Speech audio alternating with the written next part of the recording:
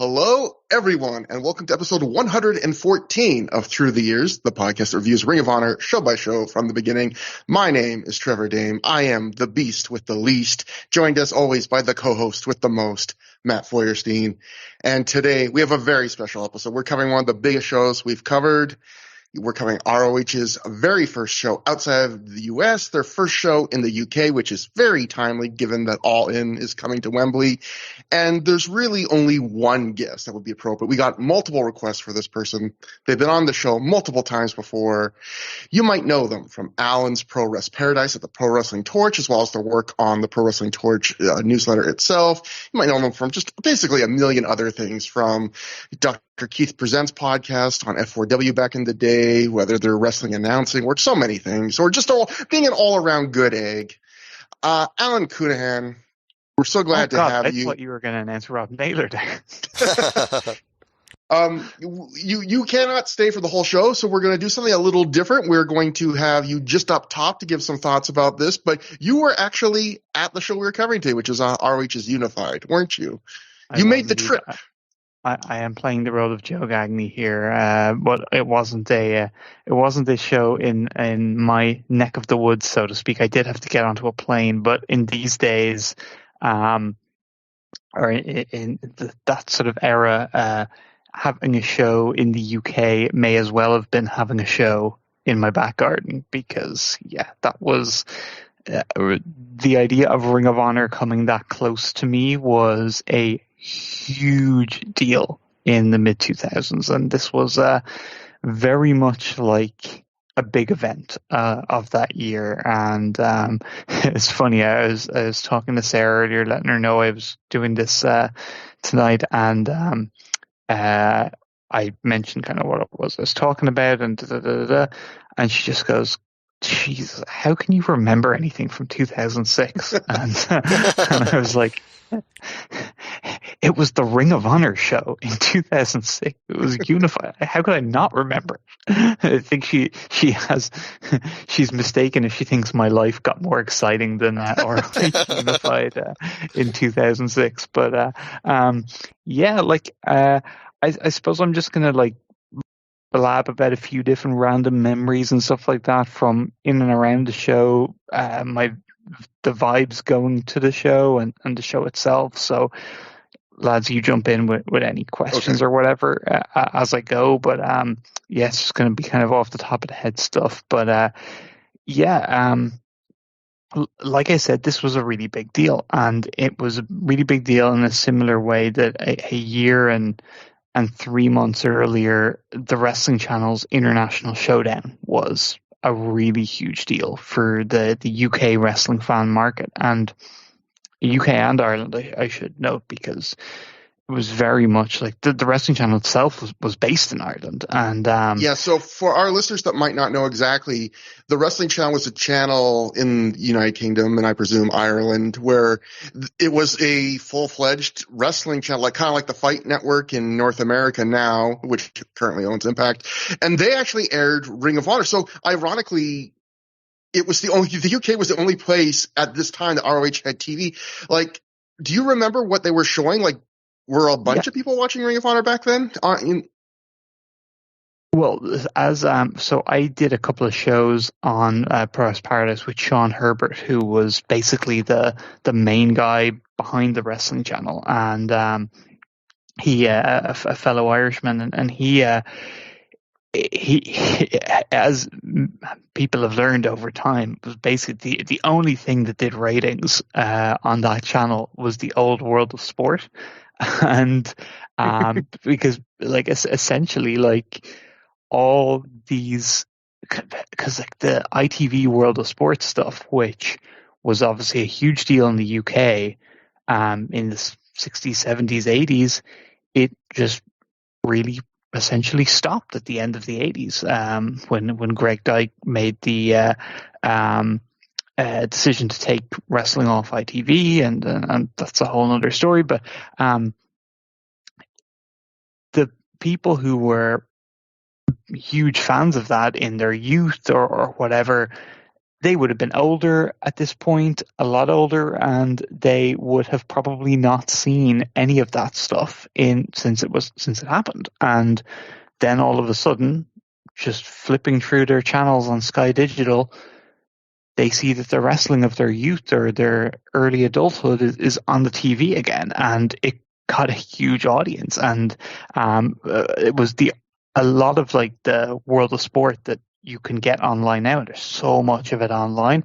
It's from the airings that happened on the wrestling channel. It's all in really high quality and everything, because the ITV Masters were obviously very good, because it was one of the biggest stations in the UK, so they're obviously going to have very good video quality on their old stuff. And like the wrestling channel that's what they got their money off, that and like Babe Station that would come on after hours, and different things like that. But things like CZW and IWA Mid-South Ted Petty Invitational tournaments, and the Ring of Honor shows, and Pro Wrestling Noah, and RF shoot interviews, and everything else that someone like me was just Gaia was on there, like all this stuff that the likes of me and other hardcore fans were just doing backflips over, being able to watch them. Like, oh, it's Wednesday at 2:00. I don't have any college class. Let's see what's on TV. Oh, I'll watch some New Japan. Like, this was amazing for us, but none of this stuff was being watched by like the general public. And this was a channel on Sky Digital, just a couple of channels up from all the Sky Sports channels. So like it really wasn't that like it had quite a prominent slot like on the EPG, and it was a huge part in cultivating a very big wrestling online wrestling kind of group that between the Wrestling Channel forums and Ring of Honor's forums and a few other bits. There was a real passionate hardcore UK and Ireland fan base. So this is why so many of our listeners are from the UK and Ireland, it seems like. Yeah, and so many of us are still around as well. It's like it's crazy, and you know, but the Wrestling Channel's International Showdown show was basically going to be. This was in March 2005. It was basically bringing together this community in the biggest way possible, and they had matches represented from all the different things that aired on the station. So you had a Noah match, you had CM Punk versus Samoa Joe in their final match before the AEW match. You had AJ Styles versus Christopher Daniels as like the TNA. Oh yeah, TNA was on there too. I should mention that the Ring of Honor that aired on there was like basically the DVDs just broken down into like an hour this week, an hour the next week, an hour the week after type thing, and ads inserted throughout the show. So it was very much a non-made-for-TV product put in in a TV format. So it was funny, but the really funny thing about International Showdown was like you had all these matches, but of course you had a World of Sport offer match, and even though World of Sport was basically one of the things keeping this channel afloat, I think it was Mal Sanders and Steve Gray, I think were the two wrestlers. They got booed out of the building by these 21-year-old hardcore Ring of Honor and TNA fans who did not want to see these old geezers doing their rounds of wrestling. Like, this was not. They got such a bad response, and it was very ironic in hindsight. And then, like, once like the likes of Chris Hero and people like that started like popularizing that style of wrestling to those fans, then all of a sudden it was like, ooh, I love my Johnny Saint, and all this. It became in vogue then. But like with the Wrestling Channel, or the International Showdown, any big event that happened in the UK at that point, it either went through the show stealer, Alex Shane, the biggest hustler carny you'll ever meet. And it either went through him, or if it didn't, he was going to do something to screw with it. Your ring might not make it to wherever it was going, or something. But like Alex Shane was this, he was this wrestler who just had, and he was young. He was in the FWA, kind of one of their kind of big stars in the early 2000s, and he was like a young guy, and he just had a real head for marketing and PR and business. And as like a guy in his early 20s, he branched out to being way more than just a wrestler on the scene, and everything was going through him for the most part. And he was just such a carny hustler, like, and he after he latched onto the wrestling channel to produce or promote that show with them, and then he latched on to Ring of Honor. Like, oh my god, him and Carrie Silken were like best pals going around International Showdown. Like, you could see him just schmoozing with Carrie the whole time, networking, making that relationship. And then when Carrie Silken was bringing Ring of Honor over to the UK, Alex Shane was the point man. So here you are a year and a bit later, and Ring of Honor is happening in the UK, and Alex Shane is kind of the guy on the local side bringing the show there. And I'm sure I would say I could do 3 hours on Alex Shane's stories and everything, but I'm sure they're all out there and they don't need to be repeated on this show in this segment. But I can tell you that Carrie Silken does not seem to feel as hot chummy about Alex Shane listening to him on podcasts now as he did back then. Everyone ends up hating him. Like, he will burn everyone and everything, and then just start something new. That's how he's operated for 20 years. So yeah, but speaking of the FWA, ROH did sort of kind of technically have another co-promoted show in the UK in 2003. It was an FWA ROH show, Frontiers of Honor, which we did not review, but technically they have another one a week after the show. They have Frontiers of Honor 2. Right. But Frontiers of Honor was sort of like something they sort of touted at the beginning, whereas they never really talk about Frontiers of Honor 2 on ROH DVDs.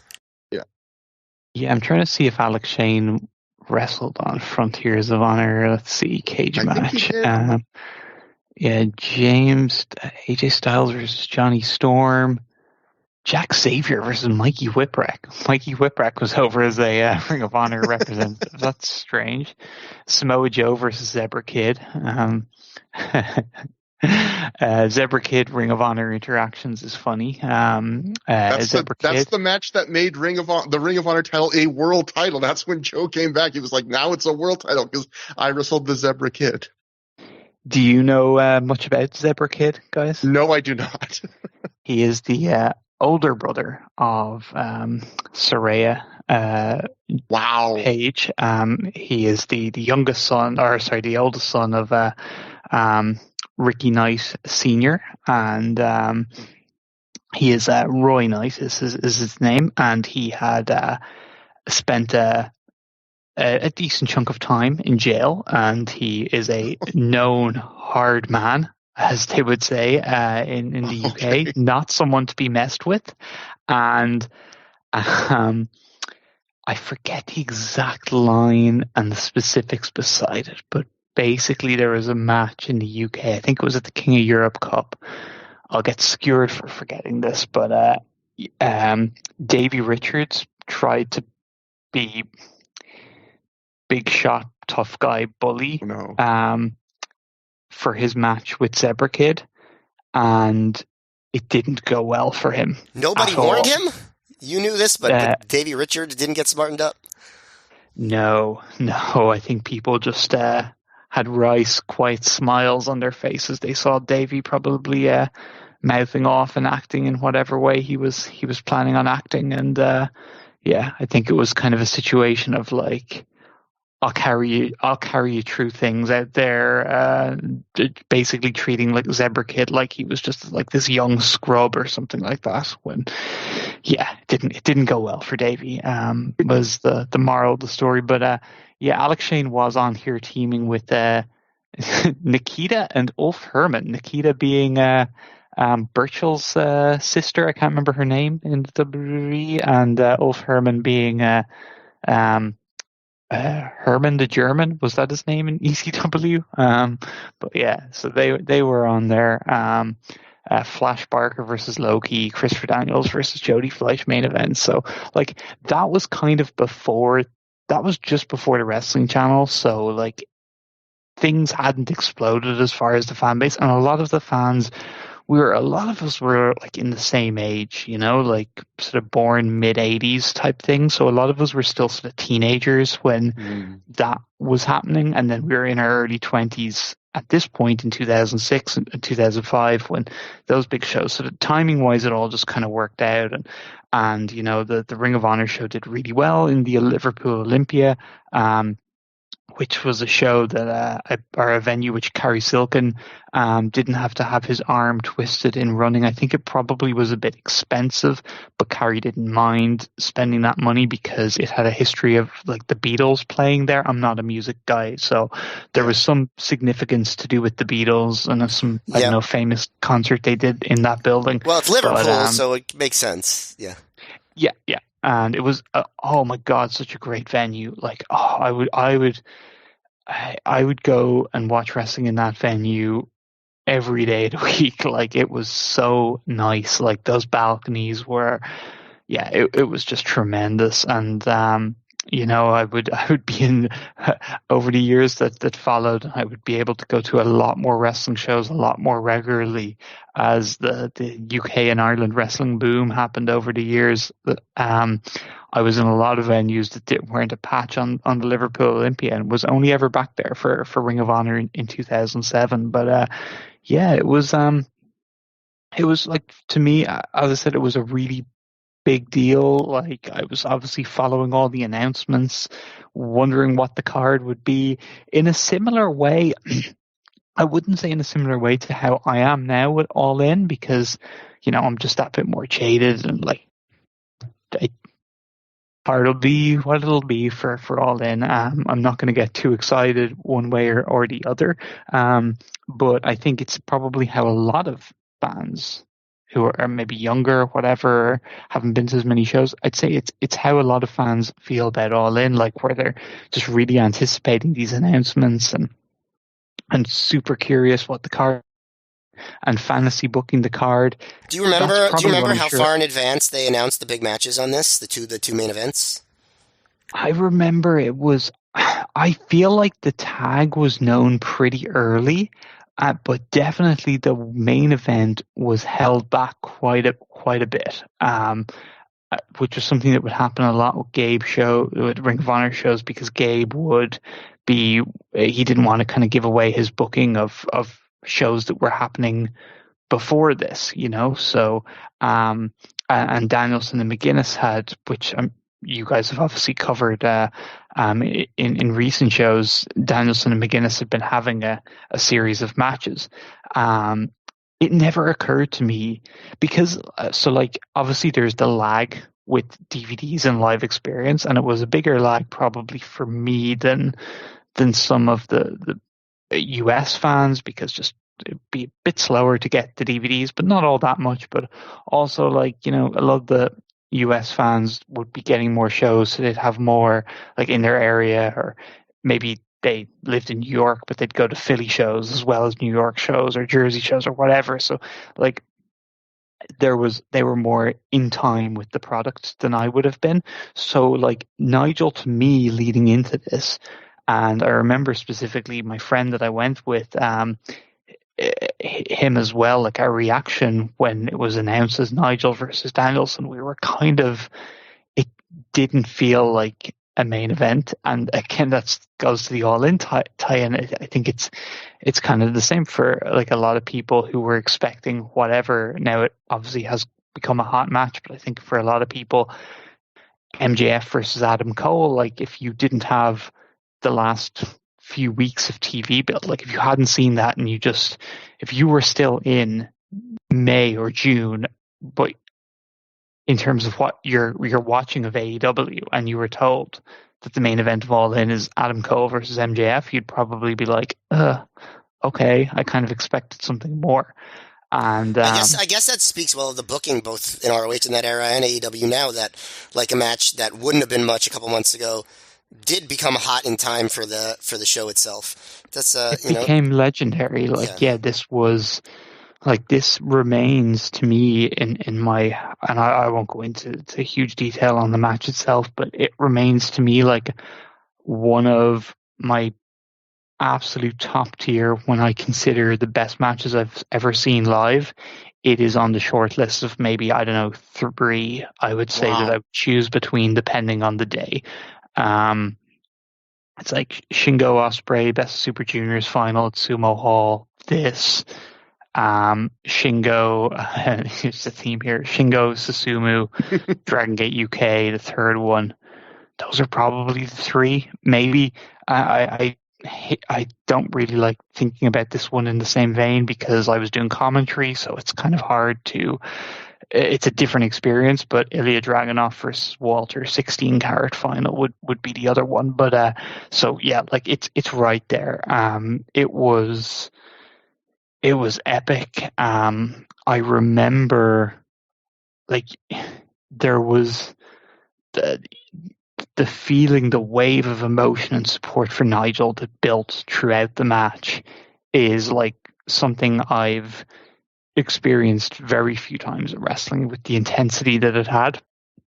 And the absolute anger and disappointment that might incite someone even to throw a bottle at Bryan Danielson was palpable, and I felt it up in the balcony, and I remember specifically when Danielson looked to the balcony, which I think was where the hard cam was, and held the 2 titles up as Final Countdown was playing. And I went from being super annoyed that Nigel didn't win to just having this moment of clarity of, oh my God, Danielson is the best. This is the best reign ever. It was just like, him winning was just so perfect at that moment to me. It was like, yes, they pulled the carpet out from under us, but God, it was perfect. And it just, I don't know, as cool, like, we'll never know what it would have felt like for Nigel to win that match. But in many ways, I think that moment I have seeing Danielson stand there, like, I can close my eyes and still picture it. Of just an appreciation of what a world champion at their very peak was. And like, I think in that moment, it's probably a similar level to what, fans in the East Coast might have had at the end of the September match with Kenta. And I'll be interested to hear your comparison of the 2 title defenses when I get to the shows. And I just finished what was the name of the show? The one before Buffalo Stampede with Danielson. Enter the Dragon. Enter the Dragon, yeah. I just finished Enter the Dragon the other day with you guys and Jeff Schwartz, and so I'm a bit behind. We appreciate the fact that you're still even listening to this show, Alan. So any time that I hear anyone actually listen to an episode, I'm like, really? But thank you. So no problem. I've actually picked up the pace lately because I ditched a couple of podcasts that were in my rotation that I just kind of got a bit bored with, and I oh man, and I no, not yours. Yours has benefited from it because now I was like, what's something I can listen to that I always enjoy? You know what? I'll listen to Matt and Trevor, and then like. Yeah, I keep asking that question and then keep coming back to you guys. So I've been listening to a lot more. But I'm trying to squeeze, depending on the era and how familiar I am with it. I am, or how long it is since I've seen the shows. I try to watch the shows before I listen to you guys do it. So it slows me down a little bit. But anyway, yeah, this was a great moment, and yeah, it was. It was special to see Danielson just at that point in time. Oh yeah, that's what I was saying. It was like the Kenta match. I think him reigning supreme at the end of that match probably felt similar for the fans that were live there, but it was just Danielson as this dominant champion. But I think with the Kenta match, there's always the knowledge that he was injured at that point, and how much longer could he go?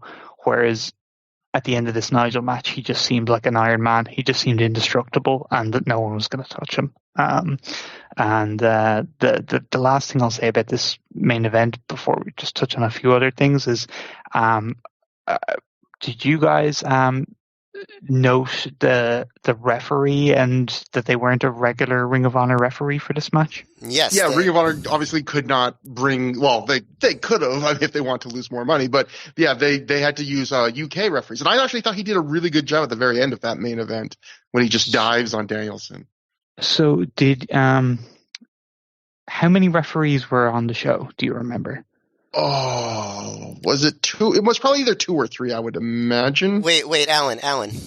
Was it Yep. 1? No, there was at least 2, I think. I think there was at least 2. And do you know if this was the only match that I'm specifically not mentioning the person's name because I'm going to say it in a sec, but was this referee in the main event, was he on any of the other matches on the undercard? Did you note? Or I did not notice. Did not note. I can't be sure. Okay, surprising because he was like the tallest person in the ring all night. Yeah, I assumed he was on other matches, but I don't want to say. I didn't want to say for sure because I wasn't paying specific attention to it. I should have checked it, but I just couldn't remember. I'm pretty sure. I don't think I'm confusing it with the 2007 shows, but I'm pretty sure that Rev Pro booker Andy Quilden, who was very young at the time, like probably 20, I'd say, he did. I think he did some of the matches, but the referee for the main event was one Tassilo Young, who is the head referee and one of the promoters / owners, and has been pretty much since its existence of WXW. Wow. So, someone I'm very, very familiar with who looked unrecognizable to how I've always known him to look since, 2009 when I first met him.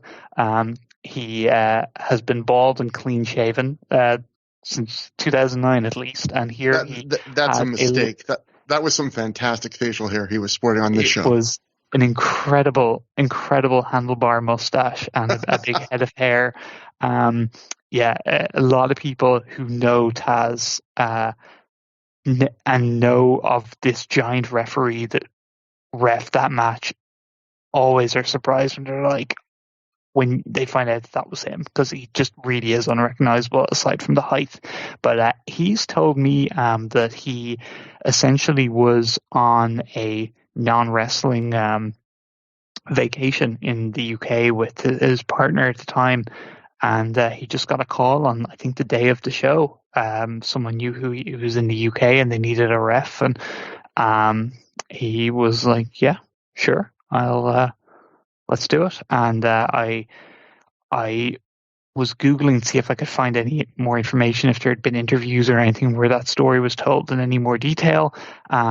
And I found an interview with Nigel McGuinness, and he said that there was essentially no concern with Taz being the referee for that match. He was highly respected by both him and Danielson and all the wrestlers backstage, and a lot of them had worked in WXW and knew him well, and he was trusted in that spot. But I remember a lot of the hardcore Ring of Honor fans who kind of were passionate about the product, those that were on the ROH forum and stuff, that maybe gave him a bit of a bad response online just because he was just because he wasn't a usual Ring of Honor ref, and he was so he stood out so much for being so tall, and as well you're dealing with a UK ring which is smaller than the rings that ROH were used to being in. So again, that makes Taz take up a lot more of the space. I think it was just a shock to the system, to some Ring of Honor fans who are more used to that product and how it comes to them from the US, and they didn't like change. But I thought from my memory, I thought he did a very good job with it in the spot. And to be fair, Ring of Honor fans gave shit to the regular referees also. Todd Sinclair got booed pretty much any time his name was announced. Maybe they were unhappy because they couldn't give their usual shit to someone they didn't know. Probably. But so the Aries and Strong versus Jay and Mark match was basically I thought both these top two matches were amazing. Have you seen that match at all recently? Probably about 2 years ago, I think I might have watched it. I've seen it probably about 20 times, I'd say. Yeah. I'll save my thoughts, but I was just curious. Yeah, I certainly know I've seen it recently enough times over the years to always think it holds up. So I'll be curious if you think differently. It was very of the time in terms of the style of tag team match. What's the line they use on commentary? State of the art. State of the art. State of the art. Yeah, this was the state of the art tag team wrestling, and so it was very representative of the best of tag team wrestling at that time. You know, the Briscoes had just come back and they were pushing kind of like the 2005 show that I just listened to you guys do. You're talking about, and they acknowledge on the show how the tag division has kind of gone into a rut and there's not much happening there. And Jay and Mark and Aries and Strong just brought so much life to it in Ring of Honor, but across the US Indies, like PWG was really starting to produce some great tag team matches.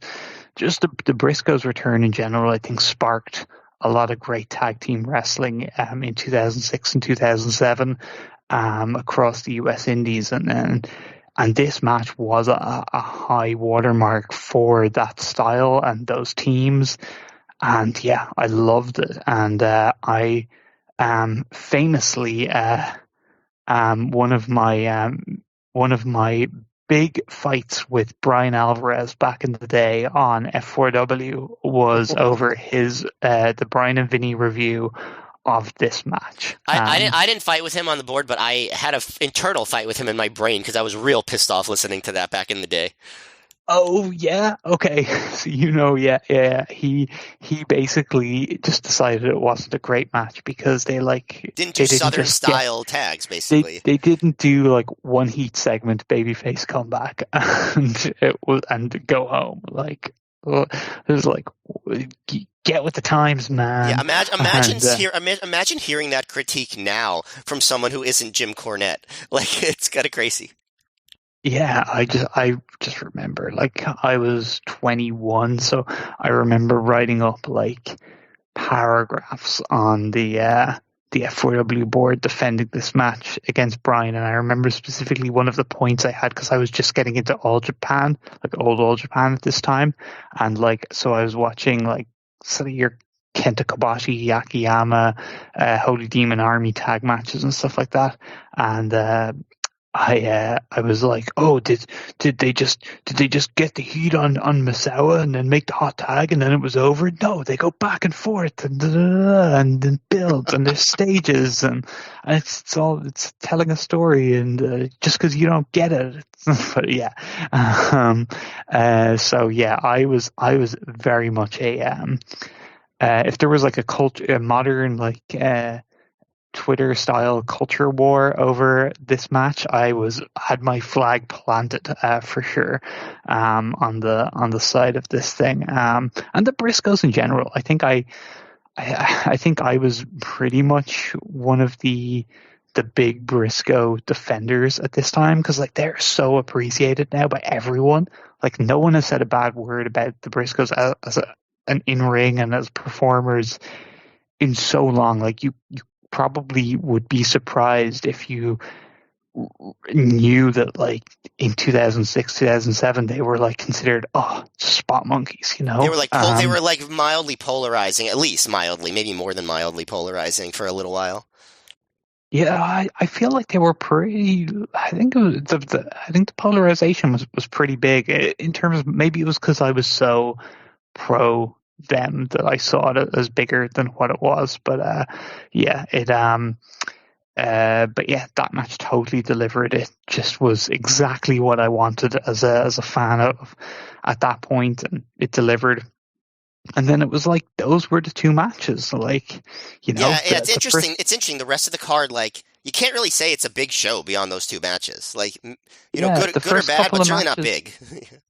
the first couple of matches kind of lived on the oxygen of just being, oh my God, we're getting to see Ring of Honor. Like every entrance was like, oh, it's Colt Cabana. Oh my God. Oh, it's Matt Sydal. Oh my God. Oh, in the flesh, hadn't had that reaction since I was at 2004 WWE house show for the first time they came to Ireland. It was like, oh my God, Trish Stratus in the flesh. I think next time I go to an AEW show, I think I want to bring a sign that says, "Oh my God, Matt Sydal in the flesh."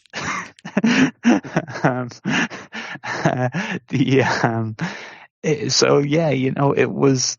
I think something that I remember being a thought I had from the time was that summer I would have been watching a lot of February, March, April Ring of Honor. So the peak of the CZW feud. I would say. Well, the peak is probably the end in July, but a lot of the meat of the CZW feud was those first couple of months, like the anniversary show, the show in the ECW arena, the 100 show. So I was like really super into that, and it had no presence on this show, and but having I guess Hero was a surprise, right? He came out at the end of Claudio's match with BJ Whitmer, so that was a big deal. Just having Hero show up, so that was cool. And then the big standout thing to me on this undercard is two things. One, if I remember correctly, I could be wrong. The FWA heavyweight title match between Robbie Brookside and Chad Collyer. I feel like that got a response very similar in vibe to poor Mel Sanders and Steve Gray a year earlier. I don't think people wanted to see that. It is the least over match on the show. Yeah, it's like these the UK fans again. I talk about ages because we were all kind of similar age, apart from the kids in the crowd, which we might get to. But the core of that audience that went to that show were early 20s. The stars to them were the Ring of Honor stars. Nobody was a Robbie Brookside fan. I had never seen a Robbie Brookside match before this show. But I'd heard Bryan Danielson mention him on promos. Yeah, that might be. It was a name I knew, and he comes out here with his scraggly long hair and his shit-looking gear, and it was like no one wanted to see it. Now I was probably politer in my reaction than most of the crowd, but they weren't over at all. But the thing that stands out more to me is because I was such a huge Japanese wrestling fan, or becoming such a huge Japanese wrestling fan at this point, and particularly of Pro Wrestling Noah and Dragon Gate, which were not coincident or not uncoincidentally the two promotions that Ring of Honor were hooked up with. Suwa and Go Shiozaki formed a team, and Go was a young boy in Noah at this point. Essentially, he hadn't really started to get a big push or anything. Suwa was very much the Noah junior heel, but he had a background in Toryumon, which obviously became Dragon Gate, and he had left that promotion, and he gets a big spot the next night against Bryan Danielson, but Suwa just wasn't a guy that was really, I think, over with the fans at that point and outside of Japan. Like he was probably more well known to the fans who were into Japanese wrestling in the early 2000s. A lot of like DVD VR posters and stuff like that, and I would get a much bigger appreciation of him later, but he wasn't a guy who you were going to put on a show like this, and he wasn't going to have put in like the level of effort. He wasn't looking to steal the show in a way that like Shima and the Dragon Gate guys would be looking to do when they came over. He's just looking to get in and out, and he's got a very heelish style, and it's not one that's it's not like a drop in and do a showcase match type thing. But Sua in the right environment, like where he's actually like giving big effort, like his match with Kenta at Budokan Hall for the Noah Junior title, like he is incredible. But it's just he's not suited to this kind of drop him in cold type environment. Didn't he wrestle Kenta at the Tokyo Dome? Sorry? Didn't you wrestle Kenta at the Tokyo Dome? Am I misremembering that? No, it was Budokan Hall. Okay. Well, then I'm just going to edit my mistake out, so no one knows that I made it. No, just kidding. Yeah, they did 2 matches in 2005 in Budokan. The first is super short, and then with a scuzzy finish, and then they play off that in the later one, and they use Joe Higuchi a lot, the great old bald referee from All Japan, very recognizable, sadly no longer with us, but lived a great life. Joe Higuchi, he was there at ringside, and they play off him in a big way, and he restarts the match, and yeah, it's really good stuff. But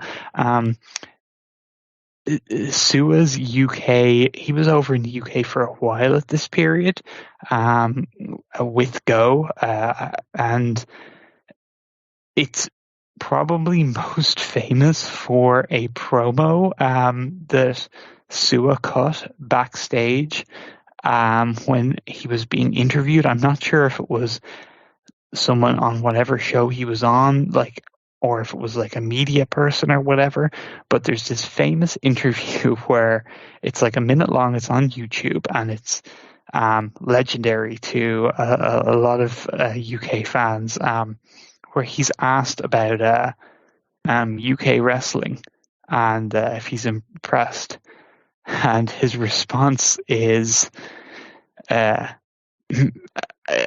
I'll try to do the impression as best I can because it's so good. He goes, many skinny boys. Nah, shit.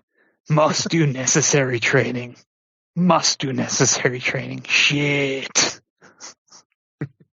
And it's just such a burial of the scene at that time. It was classic, and the line is repeated, and the shit is well known to whenever he comes up to fans in the UK.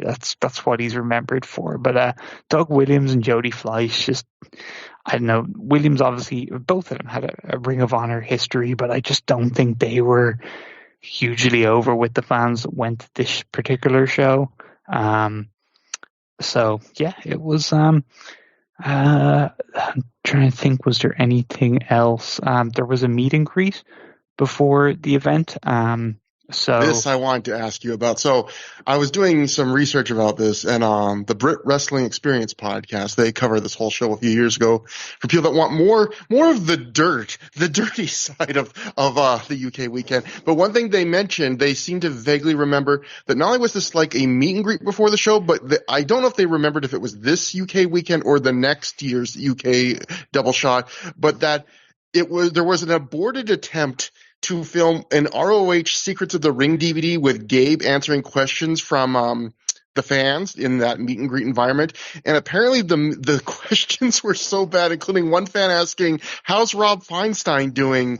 that they shelved the idea to turn it into a DVD. Like, do you remember anything about that at all? Well, I remember asking Gabe Sapolsky a question. Hopefully not how Rob Feinstein is doing. No, so to go back to the 2005 International Showdown event, there was a big pre-show Q&A meet and greet thing that lasted a couple of hours on the afternoon of the show that was in this awesome venue. Like, it was across the road from the Coventry Sky Dome. It was called Jumpin' Jacks, I believe was the name of it. I could have that wrong, but it was just this cool kind of restaurant, nightclub kind of place during the day. But it was really big and spacious, and there was a big stage for the wrestlers to get up on. And it was the perfect setting. Like, I don't know if they got some kind of a deal on this thing or if it was just cheap to begin with because it wasn't going to be used at this point in the day, but it was so perfect. And I have so many great memories of that whole thing, the Samoa Joe and CM Punk Q&As, meeting all the people on that show. Like, just, it was awesome. So naturally, that was such a success that there was an attempt to repeat that here on this similarly Alex Shane produced or promoted event. Unfortunately, the venue that was used, I can't remember for the life of me if it was attached to the Liverpool Olympia or if it was a different building nearby, but it was so terrible. For the Q&A, we were crammed, and this was the middle of August. It was probably really warm, crammed in this tiny little nondescript bland meeting room, and the meet and greet itself was happening in the corridor outside this meeting room, this narrow, skinny corridor that you basically had wrestlers. There was no room to like sit down and have a table in front of them, so they were basically just standing up against the wall, and then the fans were coming by and they were standing up against the other side of the wall, and there was no space in between. And it was like, it just did not work, and like nobody was there was nobody there who was competent to like take the reins on the situation and try to improve it. I'm not sure if there was much that could even be done to improve it, but it was a disaster. There was no lighting in this corridor. It was pitch black, essentially. So I took photos with different people, and I didn't keep any of them because the photos just come out terribly because it's so dark. My memory of standing in that cramped hallway, I have two specifically. One, Claudio was wearing his big pink suit that he wore sometimes for his entrances around this time. And the other thing was Rockstar Spud just standing there. He wasn't Rockstar Spud at this time. He was still Spud. Current, is he Spud in WWE? What? I can't remember what it is. Drake Maverick, yes. Drake Maverick. He was just standing there amongst the fans, and I remember him when I was beside him at one point, and he was just telling a couple of fans about how much his t-shirt cost. It's like, yeah, I paid £100 for this. It's top notch. And yeah, that was Spud bragging about how much he paid for his t-shirt was the thing that stands out to me. But then in the meeting room for the shitty Q&A, I remember Claudio and Davey Richards doing it. And I just remember them both being in kayfabe, which I just thought was lame.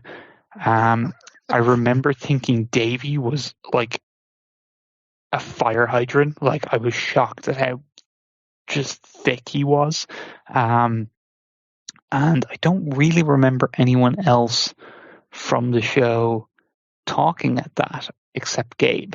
And Gabe was up there for a while talking. I do remember there were some bad questions and it wasn't particularly good. But I know that I asked him about Takeshi Morishima and if he would ever want to bring him into Ring of Honor, because Morishima had just had, I think 2 weeks earlier, a month earlier, there was the Morishima and Rikio versus Kenta and Marufuji tag at Budokan for Noah, and it was one of just my favorite matches of my early Japanese wrestling fandom. They just killed it. It was amazing. And I asked Gabe if he had seen that match, and he confirmed he had, and he was so impressed by Morishima. And I think he made a Terry Gordy comparison, and talked about how amazing it was that he could move the way he moved and the things he'd do. And I was marking out that Gabe agreed with me and smiling and nodding along. And I think Gabe. Alan, is it safe to say you're responsible for Morishima's entire Ring of Honor run? No, I think based on the response I got, I think Gabe was already well on board with trying to make that happen. So, I think Gabe probably watched that match and right there and then decided, I want him to be my world champion if I can. So, but yeah, it was a glimpse into the future, I suppose, there, or the very near future. But that's about it as far as things I was thinking of when I was thinking back to this show. I didn't rewatch it, so the specifics of the show itself are kind of, again, it's been a while since I watched the top two matches, maybe a year or two, and then the undercard I probably watched when I got the DVD and didn't watch again after. I would think. Well, Alan, don't you worry about that, because we will cover that all next. And you have been very generous with your time. Both Matt and Alan not feeling the greatest, and honestly, giving us an hour is way more than necessary. I've been talking for an hour. Yes, you went above and beyond, Alan, and we really appreciate it. I'm so sorry. You were great. It's an enhancement. It's an enhancement to the podcast. Yes. I promise. People just listen to me blab for an hour. That is disgraceful. Oh my honestly. God. You said so many things that like lock into stuff I'm going to be talking about on the show that I did for like the prep, like the Alex Shane stuff and so much. So when you listen back to this show, when you finally get to it in your queue in 2027, you will be impressed by how well you set us up. So that's right. Alan, thank you so much. Thank you guys. Thank you for your service. Yes. Thank you again. We really, really, really appreciate it. You're the best. It's always an honor to talk with you guys. So again, check out Alan on the PW Torch, where he does lots of great stuff. He talks about basically, if Alan doesn't talk about it, it's not good wrestling. So, the two things I'm particularly proud of that I have going for the last little while are two series that we're doing. I have basically a history on my show of introducing little mini series to the show and then dropping them before they get any momentum. But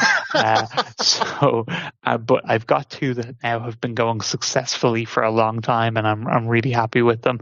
And that is the 34L30 series, where, yes, it is a playoff ESPN 34-30. 30 wrestlers in my now over 30 years of wrestling fandom, 30 of my favorite wrestlers, joined by 30 great guests. We've done probably about 18 episodes so far, and I'm so proud of like all those shows. Like, just the quality of the guests has really been the thing that carries it. I love those shows. They're evergreen. You can go listen to them whenever, and I think people will enjoy them. And then the other thing which we started this year, and I've been really enjoying it, is the What's on the Telly series, where once a month we, myself and a guest, each pick a wrestling TV show from that week in wrestling history and just watch it and riff about it. So we've covered everything from Ring of Honor on HDNet to Continental Wrestling. Last week, myself and Rich Fan were talking a lot of Adrian Street before the very sad news came out about his passing, but we were waxing poetic about just how great he was, and everything in between, TNA, WWE, WCW. We've covered so much different eras and promotions on the What's on the Telly series so far, and it's an easy one because there's always different stuff you can go back and find online and watch. So it's something that I can keep going for a while, because basically I don't really like talking about modern wrestling all that much unless it's AEW with Justin Shapiro. So everyone likes talking about anything with Justin Shapiro, so it makes sense. So, Alan, thank you again. And everyone should be listening to Alan. I mean, so many hours of great stuff. It's well worth the subscription to The Torch. Alan, thank you again so much for your time. Thank you, guys. Bye now. See ya. What a good egg Alan is. So, Matt, we gave you a whole bonus hour, and now, Matt, it's down to you and I. We got to cover the show. So what you say we do that. ROH, we are covering Unified. It took place August 12th, 2006 at the Liverpool Olympia in Liverpool, England, in front of a reported crowd of 1,400 fans. So I've heard that there's a little band that's from that town called Liverpool. But I don't remember. I don't remember what they're called. They probably suck.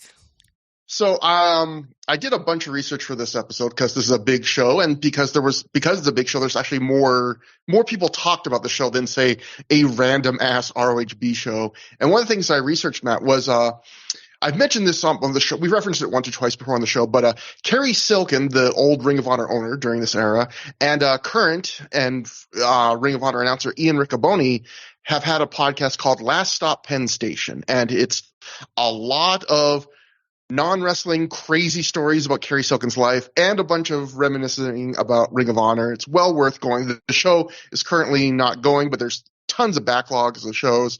And the episode 5 is largely about the UK. And so I actually listened to that episode and wrote down some recap notes of it. But also one thing I didn't recap, you kept mentioning the Beatles.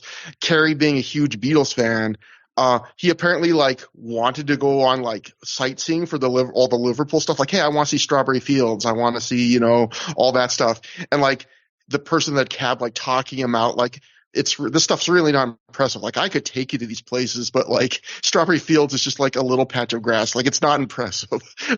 Apparently this was a very, in some ways, disappointing trip for Kerry. Kerry talks about how cold it was. He did not expect it to be this cold in August. So, all in, brace yourself. So, here's some notes from the Last Stop Penn Station. There's some really interesting stuff, and it really gets you some color of why these two UK shows even took place. So on why they ran the UK in 2006, Kerry notes it wasn't Ring of Honor's idea to run the UK. Kerry says, as Alan touched on, set us up perfectly for, that UK wrestler Alex Shane came to talk to him during a winter New York Ring of Honor show. And Kerry actually goes out to say Shane went to this ROH New York show. He flew himself to the US on his own dime just to try and woo them into running shows in Liverpool and Broxbourne, which are the shows they're running for this double shot here. And as Alan pointed out, Alex Shane, big UK fixture at this time. Apparently, bad reputation, as Alan touched on. Kerry talks about maybe how he doesn't have the fondest feelings for Alex, and he helped them set up with that show you touched on, the Frontiers of Honor show in 2003, which is not a canon Ring of Honor show, so we never reviewed it. Just like we're not going to cover the Frontiers of Honor 2 show that happens a week after this because it's not really canon, or the Super Show Alan talked about, which had Ring of Honor participation, but wrestlers from all that. Ring of Honor doesn't even consider those shows really canon because when they counted up to the 100th show, they did not include those shows. But I guess Alex Shane had seen the success that, Ring of Honor could have in the UK. And so he was like, hey, how about you guys run and I'll help promote it. So, Kerry Kerry talks about when Alex came to New York to pitch him. He says, I also remember Alex wanted to go clubbing with me and I declined, which I just thought was a funny aside. So he goes, Alex was familiar with the buildings in Liverpool and Broxbourne that we ended up running, that he was pitching us on running. And then Kerry points out, so he says, the building Shane had for Broxbourne didn't really make sense because it only held 400 or 500 people. And Ian Riccoboni at this point in the podcast points out, even if you sell out that building with all the cost of traveling to the UK, overseas to the UK, you're going to lose money on that show. And Kerry says, yeah, we knew that. And we were told to focus on how well the big Liverpool show the night before would do. And then he was also told that Broxbourne was, quote, like a mini second-rate Courican Hall. So, Matt, we'll be the judge of that on the next show. Oh, my gosh. Kerry says they got talked into doing Broxbourne with the idea that it'd be an instant sellout, it'd look good on DVD, and it was also about an hour from London, so they'd be close to the airport, which, the building probably doesn't have a lot going for you when one of the selling points is it's close to the airport. Then Ian asks Kerry, like, who paid for the airfare, stuff like that. Kerry says, I paid for the airfare. Kerry later adds that Alex Shane got a percentage of these shows and that, quote, the mobsters, that's Kerry's words, not mine, that owned and ran the building in Liverpool got a flat fee as well. So Kerry goes on to call these people shady, old-time guys. And he would also later describe Alex Shane as someone who, quote, was always looking for an edge. So again, Alan touched on that too. Kerry points out that by this point that ROH had their own lighting rigs, that they had owned to give their U.S. shows a more professional look. And since they couldn't cart those shows overseas, it wouldn't be financially prudent. They had to have a big expense to rent quality lighting rigs for the UK shows. And he calls this whole show a very expensive show. Then he notes that after this Liverpool show that we're covering tonight happened, that there was a place near the building that had a special deal, £20 all you can drink. Kerry says the scene as a result was raucous. The Briscoes may have had a little too much to drink. Maybe the building come on. Maybe the wrestlers, the building the wrestlers were staying, got a call that night to a local police constable. Kerry says the Liverpool show did okay. It was a good crowd, but it was impossible to make any money running in the UK because of all the added costs. Kerry says maybe if they had maximum possible merch sales, they could have. And then he also again points out running Boxborn was insane with the, and he says Alex Shane was, quote, going in our pockets, but it was a good trip and good time. So at this point in the podcast, I was like, well, why did you even run in the UK then? And luckily, Ian Riccoboni asked, basically in a very polite way, asked that question, like, why did you, run in this area? And Kerry points out, he goes, well, if these shows were not financially successful, why'd you run the UK again the next year?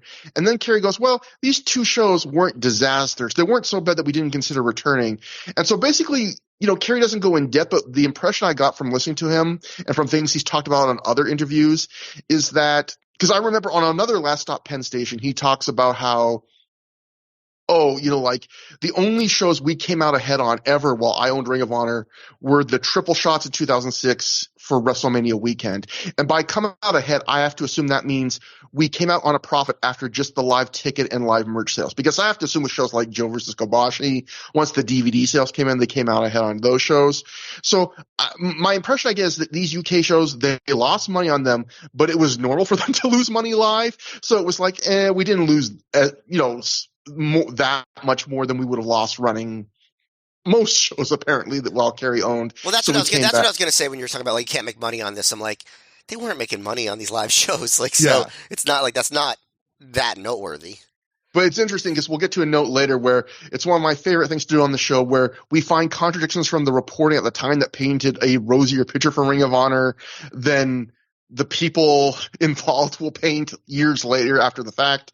And the other one interesting note I want to point out from this thing before we get to other stuff is Kerry actually says, I thought this was really interesting. He says Ring of Honor used to get a lot of their DVD orders from the UK. He says at one point during his ownership, ROH got 20 to 25% of all their DVD orders, he said, were coming from the UK. And he says, so he thought the Wrestling Channel was good for them, although Alan, as you just heard, he figured that basically no one was watching anything on the Wrestling Channel but World of Sport reruns. Well, it could be that, ROH's viewership or DVD buying audience was so small that no one was actually significant to ROH. You know what I mean? Yeah, that definitely could be true. In the Pro Wrestling Torch, Gabe Sapolsky talked to the Torch. He stated that the company's goal was to create a market for ROH in a new country. Quote, this is going to be a great weekend, and our goal is to win over a new market and a new country, he says. This could be the most important weekend in Ring of Honor history as we are looking to build a new market and grow and expand. We want to make a second home in the UK. And we'll get to something, again, that Gabe says in a minute.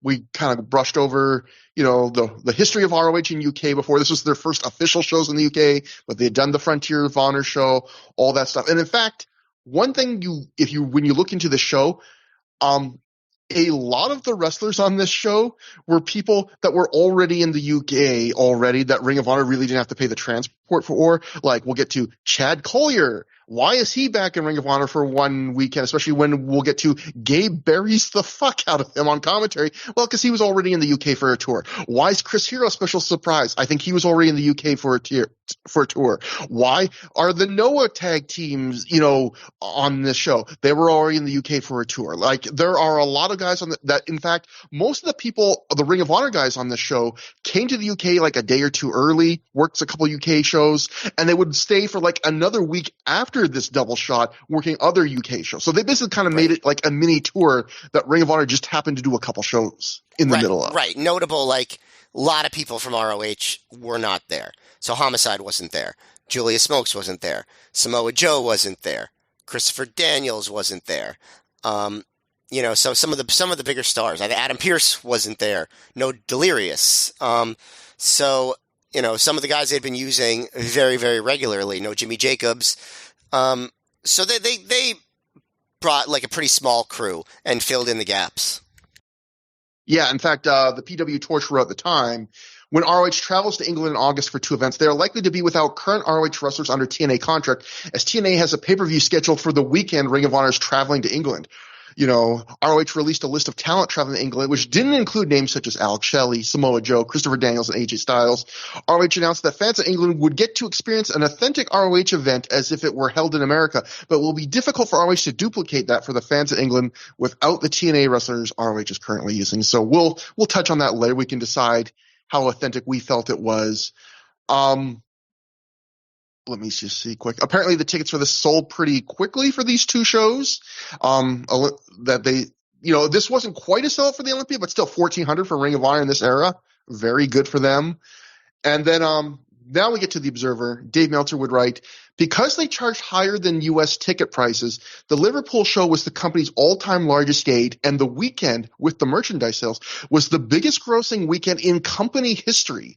Of course, with the cost of flying a crew round trip to the UK, it was also the company's most expensive weekend. The company expected to break even, and that doesn't include the eventual DVD sale. So again, this is one of those classic things. How many times, Matt, on Through the Years have we had covered like the newsletter saying that, people in Ring of Honor are telling us that if they do 450 or 500 fans live, they break even, on these shows before the DVD sales. And then we find out like later on with the Feinstein scandal and years later that basically almost all of these shows lost money before DVD sales. And some of them, probably many of them, lost money after the DVD sales because Ring of Honor lost a bunch of money in general. So Kerry Silkin in modern times saying, these shows we did not make money on.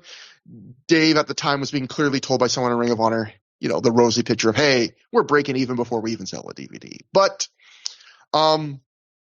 Dave continues, Gabe Kapolsky called it the most important weekend in company history. He noted that fans came from all over Europe for the shows, and he expects that they made new fans that will expand their European merchandise business through the tour. He was also happy because they did the tour with nobody, aside from Austin Aries, who hasn't started back with them yet, who is under contract to TNA. While there are no bad feelings or anything indicating a split between the two companies, it's one of those situations that always can happen when using people under contract with someone else. Also, if TNA starts running more house shows, the talent's first priority would be TNA, so he can't be in a position to rely on that talent. Still, unless there's a major breakup, Samoa Joe and Homicide are likely to be a part of ROH for some time to come.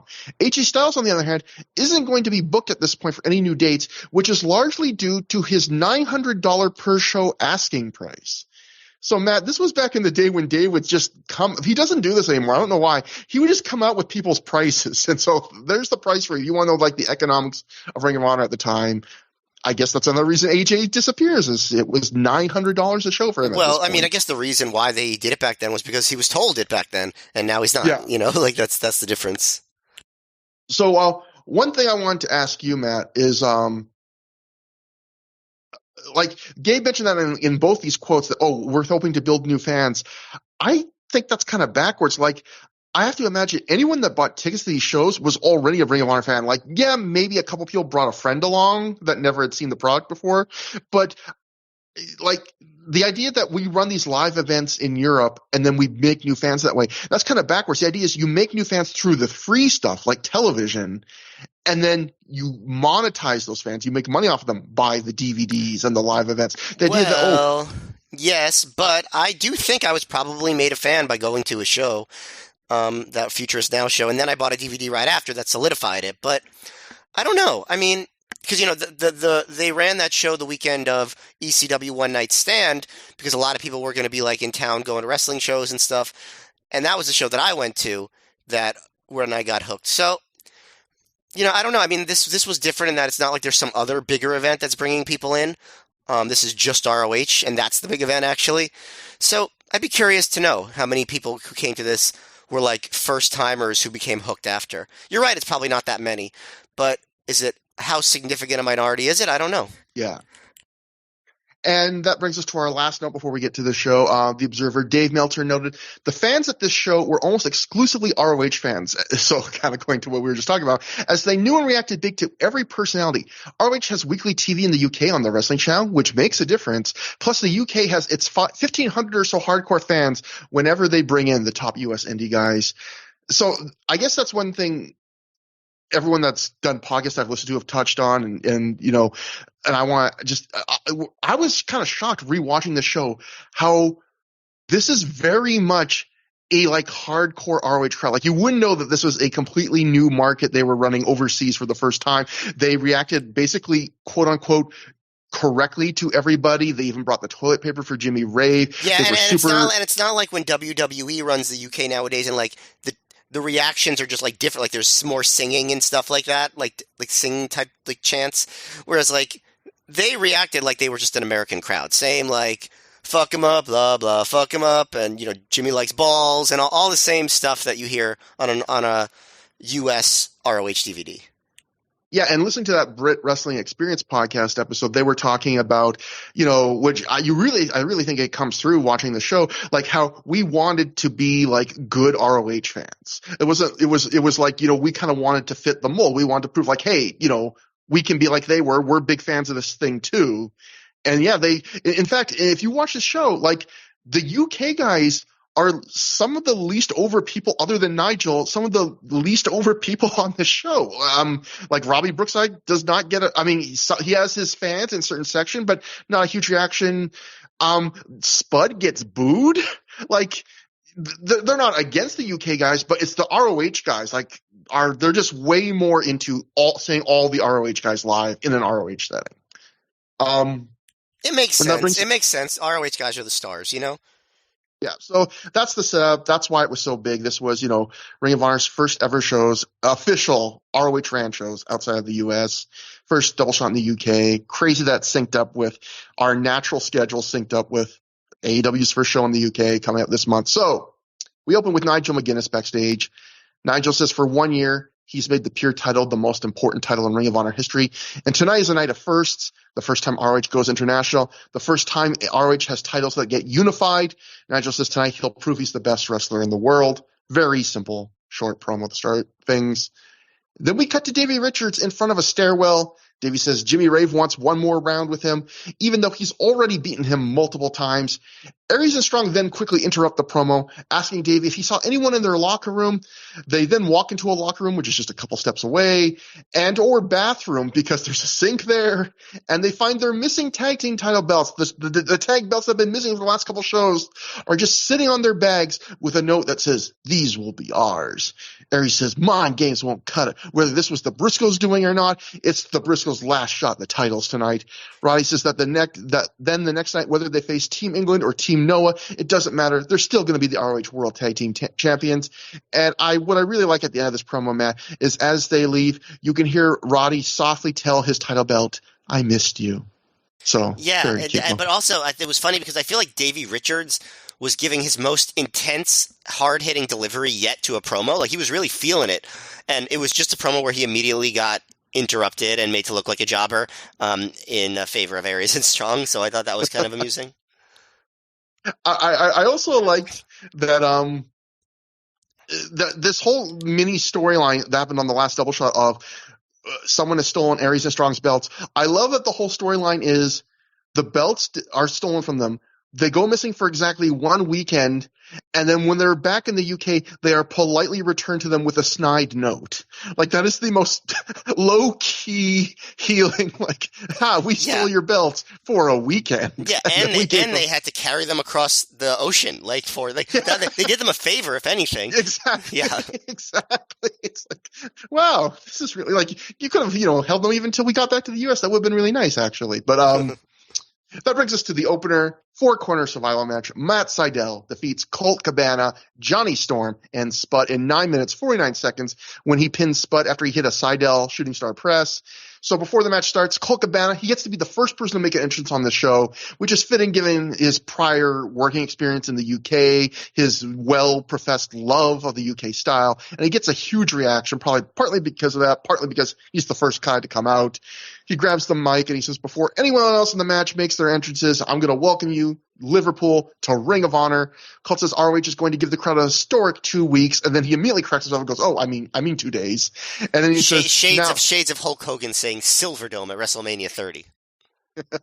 He says, now Ring of Honor is not only going to have the U.S. as his home, we're going to have a second home in the United Kingdom, to which I would say, well, they run 2 more shows in 2007 and that's it. So, not quite a second home. But, Matt, what'd you think about this as an opener? Starting us off, Johnny Storm, someone we had saw in the early days of Ring of Honor for just a couple shows, and he's back here to make an appearance. Yeah, Storm, in his early ROH appearance, I don't think really made a hugely great showing for himself. Like, nothing super memorable, and I don't think this was super memorable either, but it was nice to see him, and I think he did all right. The main thing that I noticed about this match is just the crowd was just super excited to be a part of this. They were so hot for Cabana. They were really into Sydal. Like you said, the UK guys, not quite as much. So, Cabana gives them what they want. They do a lot of silliness, opening match silliness, I would say. And then eventually break down into a bunch of dives and whatnots, with Storm coming off the top rope with Orana. That's the first big move of the match. Then he tries to dive onto Colt. Sydal cuts him off. Sydal goes to dive onto Colt, but Spud cuts him off. Spud does, in fact, dive onto Colt. And then Storm comes off with a twisting tope. Sydal hits his own, twisting dive. So we get the first "This is awesome" chant. But I think you would agree, this was a crowd that was just excited to chant that at anything, right? Like, they were just like, yeah, we want to chant "This is awesome." We will get to later, I think, one of the most undeserved "This is awesome" chants in ROH history up to this point. But, we get a few more of those back and forths. And eventually, Spud and Storm do a sequence where Storm hits a half Nelson Michinoku driver, dropping Spud on his head, and then Storm goes again to do the superplex on Sydal, but Sydal knocks him off and hits the shooting star press onto Spud to get the win. And I really didn't expect Sydal to get the win. I was kind of expecting Colt, because he was going to be in a world title match. I didn't really remember what the finish was. But this was just a pretty basic, fun little opener. Very hot crowd always helps. A little bit of comedy, a little bit of high flying. Gives you what you want for an opener. Nothing much beyond that, I would say. Yeah, this was, I felt like, your standard built-in-a-lab ROH 4-way. A little comedy at first, a big dive train, a ton of spots after that, and it all wraps up in a neat bow under 10 minutes. It's pretty fun. If you were a regular viewer of ROH at this time, you'd have seen this a million times before. But because this is going to be, I think, a theme, at least for my review of the night, because this went in front of a crowd of people who are hungry to see ROH live for the first time, they ate it up, and that made me like it a little bit more, just that enthusiasm. And in fact, for again, another one of the stories for me of this match of this whole night, again, what we talked about earlier, was that the 2 home country guys in this match are the least over. It's like the most over person is Cabana, then Sydal, then Johnny Storm, who's not over, and then Spud, who for some reason gets booed. Maybe everyone had overheard Spud bragging about his $100 shirt earlier. I don't know, but for some reason they enjoy booing him quite a bit. It's not so shocking. I mean, like, if you go to let's say a U.S. New Japan show, who are going to be the most over people on that show? Is it going to be like U.S. indie guys, or is it going to be New Japan stars? It's not like crazy. I feel like that's kind of, what? I feel like we've kind of evolved to that, and maybe this was the start of it. Like, with the internet, I think helped that a lot, right? Sure. Where you could already be really familiar with people before you had ever seen them. Like, you could be like legit fans. Back in the old days where it was like you would bring Japanese guys over or somebody in like the 90s and people would go, who's that? You know, with some rare exceptions. But I also like, you know, Colt playing off his Brit wrestling knowledge here. He does the big daddy belly thrust and he gets an easy chant from the crowd. I thought, you know, Spud was fun being the small bullied guy here, getting teased by Colt. One crazy spot to me was on the dive train. Spud does this like forward flip dive over the top rope to the floor, and he's light enough that when he makes full contact with Colt, rather than Colt like bumping and dropping to the floor, he just kind of stands still and Spud just kind of bounces off of him. And I thought that's something you can only do with a guy as small as Spud. I thought this was above average, just a quick blast of dumb fun to get started. Again, more fun because the crowd was so into it. And I guess the other things we should mention, because this is the first match, this is Ring of Honor, as Alan pointed out, in a smaller UK ring. They did not bring their own ring overseas, so it's a smaller ring, has a special new ROH canvas that has like a globe and the US and English flags on it. The hard cam, maybe due to the distance, it feels like it's farther away and then zoomed in, is noticeably blurrier than the ringside handheld camera. Yeah, that was very distracting all night. It was just like, it was out of focus. Like, it was just full on out of focus. I don't know how they didn't notice that the entire night. Yeah, so it was funny to hear Kara on that podcast talk about how, you know, they went to great expense to find like a nice lighting rig. But yeah, the hard cam the whole night is noticeably like blurrier than it would be on any other ROH release. And like we were saying, blurrier than the handheld cam. So it's like that. It's almost like we've talked about other shows when like the hard camera isn't color corrected with the, it's happened on a couple shows with the Ring handheld cams. So it's like every time they change camera angles, you get like this weird, like, whoa, everything looks different, which it's not unwatchable on this show, but is a little annoying for sure. After the match, we get handshakes, a lot of chants from the fans, and just as everyone's gone backstage, Chris Hero jumps into the ring, drawing immediate boos, some toilet paper, and a cries of "fuck you, Hero." Hero reminds us that he's one half of the Kings of Wrestling with Claudio Castagnoli. Well, I would say not just a reminder. I feel like that might have been the very first time he even mentions that on an ROH show. Yeah, I mean, I wonder if commentary ever mentioned it, because wasn't there a show where he showed up with the Chikara tag belt maybe around his waist? I'm not sure. Yeah, but I still don't think they talked about it. And I feel like the announcers on the show, they mentioned they called themselves the Kings of Wrestling. Like, that might have been an introduction to that team name on ROH. Yeah, you might be right. And obviously this is Hero's reintroduction to ROH after the CZW feud. He's like the first guy from the CZW feud that, you know, Necro will be back too, but much later, Hero gets to stick around. He's earned a spot here. So, you know, the crowd's saying shut the fuck up at him. Hero says if ROH plans on having a historic event in England, Chris Hero plans on ruining it. This prompts Colt to run back out, attack from the back, attack Hero, who immediately flees back into the fans in the crowd. Colt says they may be thousands of miles from the US, but this is still Ring of Honor, and Hero's kind is not welcome in this building. What does he mean? People from Ohio? Well, hopefully he just meant people from CZW, but that would be the least objectionable thing to discriminate, I guess, against. And that brings us to our second match on the show. Davey Richards defeats Jimmy Ray, scored to the ring by Prince Nana. So they did go, they did not bring the refs. They didn't bring a bunch, some of the lower card guys like Jimmy Jacobs and Delirious, but they did bring Prince Nana to these shows. So Davey Richards defeats Jimmy Ray via pinfall in 23 minutes, 9 seconds after he hit the DR driver. Before Rave comes out, Prince Nana first appears with a mic to tell the fans that England is just like America. They have no respect for royalty, which I thought was a good line in England. Didn't even pick up on that. That's good. Yeah. He says, tonight the fans will have the privilege of seeing one of his greatest discoveries, the crown jewel, Jimmy Ray. Jimmy enters, and yes, he gets a huge toilet paper shower, even overseas. Again, another one of those little examples of this crowd was really on the ball. They wanted to be an authentic Ring of Honor crowd. But he also gets the crowd chants toilet paper as they throw it at him. So I guess the difference between British fans and American fans is the British fans will tell you what they're throwing at you. They're very polite that way, informative. And something happened. Matt, how many times in 2006 Ring of Honor have we covered something with all the chair throwing incidents and stuff where someone has been hit by something or the famous broken chandelier. It happened again on the show. It did not make tape, but Dave Meltzer would write in The Observer, when fans threw tons of toilet paper at Jimmy Rave, Prince Nana, and Rave were throwing it back, a roll hit a very young girl and she started crying. Alex Shane was on the scene immediately and gave her about $80 worth of free t-shirts as well as Ring of Honor DVDs for her brothers, and everyone was happy. I don't know how many stories this year have been someone got hit with something, they got free DVDs, and it made things better. So yeah, this was the end of the Jimmy Rave Davey Richards trilogy. This is the blow-off match. It's kind of a weird trilogy when you think about it, because the first match was pretty darn good. I thought it was a nice intro to Ring of Honor for Davey Richards. The rematch I thought was fun but short because the guys had to go home early because, again, a thrown toilet paper broke a chandelier and they ended up wrestling in broken glass. Had to go home early because of that. And now you have this match, the blow-off to the feud, where the first third of the match, Matt, is consumed by a section of little children in the balcony doing high-pitched chants and the rest of the crowd angrily yelling at them to stop. This group of little kids, they keep chanting things, and at one point, and despite the fact that everyone is, eventually the cold crowd starts trying, shut the fuck up at these little kids in the balcony, and later we get shut those kids up chants and past your bedtime chants.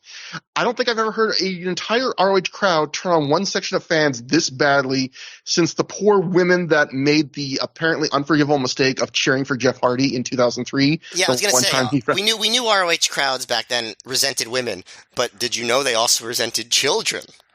Well, now you know. Yeah. I mean, are the kids a little annoying? Yes, but still, I mean, they were really going after these kids. So anyway, this match has worked like what it is, which is a blow-off to a series of matches. It feels bigger without knowing who's responsible for what in the match. I felt like the first 2/3 of this match were really a Jimmy Rave match, in that the first 5 minutes was just the two guys going back and forth on the mat, and then it started to ramp up more. We got an occasional exciting move, and then there's a certain momentum to the match that kind of feels like a Jimmy Rave match to me, where for periods in this match, it's not back and forth, but more a guy hits 3 moves in a row, then his opponent hits a move or attempts one, only to have it countered, and then the guy that was in control will hit another 2 or 3 moves in a row, where there's this certain kind of flow that some of his matches have. And I like that, where you feel like someone has momentum, and you get these little teases that's going to shift, but then it just gets cut off. And then the final third is when the match really feels bigger, where it's what you see a lot, all the big signature moves the two guys in the ring can do, back and forth, some nice near falls. But to me, it felt bigger because at this point, we rarely ever saw Jimmy Rave kind of let loose. He was very restrained by design. And this is him kind of doing the bigger stuff. It also helps that I felt like his stuff was really on point in this match. I felt like his running and jumping knees looked about as good as I've ever seen them. He just killed Davey on his Northern Lights bomb, and he even broke out a second rope gonorrhea. And I don't know if I've ever seen him do that before. Dave Prazak on commentary certainly said he didn't think he'd ever seen Rave do that before. And speaking of Prazak, I thought he did a really good job on commentary here. He, when Rave does the running knee, he makes sure to point out that, that's what gave Davey Richards a black eye in a previous match. When Davey does the Kawada kicks to Rave, he points out, hey, that's what, busted Jimmy Rave open in a previous match. And it's just simple detail work like that, brings the history, makes things seem more, substantial. And I also really liked in this match that Rave was not the cowardly jerk he can be, but like an angry, bitter jerk. He's biting Davey's face. He's spitting on him. He's playing the role for once of a guy who desperately just wants to beat this upstart. He's so pissed he's not scared for once. He's just going after him. Davey, I thought, looked good in the standard Davey way where, he has impressive spots. He hit them all well, except there was one blown spot of Davey where he has Jimmy up for a running Liger bomb. He has to put him down because he doesn't have a good grip on him. That gets a "you fucked up" chant. And then Davey repeats the spot and he hits it. And maybe because he's so scared that he's like, I got to get a good grip this time, Rave's ass basically ends the move hanging up his tights. But, yeah, I thought this was a very good match. It wasn't quite great, but I thought it built the final minutes into something that felt really big. We even get to see the old suplex your opponent over the top rope and they hold on so you both tumble to the floor spot that Richards must love because he'll bring that back in much more famous matches he does. And, yeah, I would give this a 3 3/4 stars if I had to review it. For me, I feel like I would think it was very good if it was just a little bit shorter. I feel like it's tough to have like a second match on the card just suddenly be like this like 23 to 25 minute epic. It just feels like a lot to me, and I think they did start slower than they did in their other matches, and this was definitely the longest. So you're right that it's bigger, just literally it's bigger, but I just felt like it was a little bit too much, especially after all the heated, battle between the two. It took them a little bit too long for my liking to heat up the action, I guess. Not that the stuff that they did was bad. I enjoyed, some of their wrist lock reversal sequences and stuff like that. I liked, when Rave started working. First of all, he did a crossface without doing From Dusk Till Dawn, which I'm not sure if I've seen him do. Usually if he does the crippler crossface, it's when he does that From Dusk Till Dawn kind of head scissory thing that he does.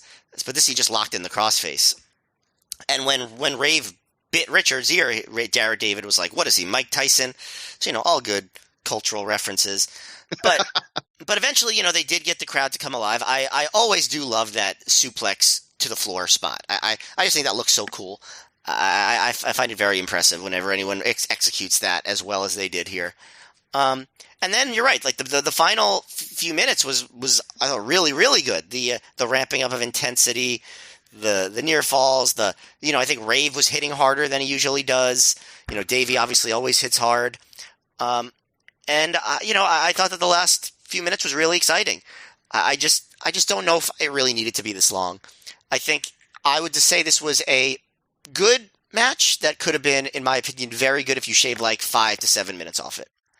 Yeah, and I can tell you, I'm probably a little higher on this match than a lot of people, and I can tell you your opinion's like right on with like a lot of other opinions I see, which is just, maybe you could have trimmed it a bit. But after the match, also, I'll say Prince Nana throws a great tantrum in the ring after the match. Really nice performance from Prince Nana here. So next, we joined the Briscoes backstage.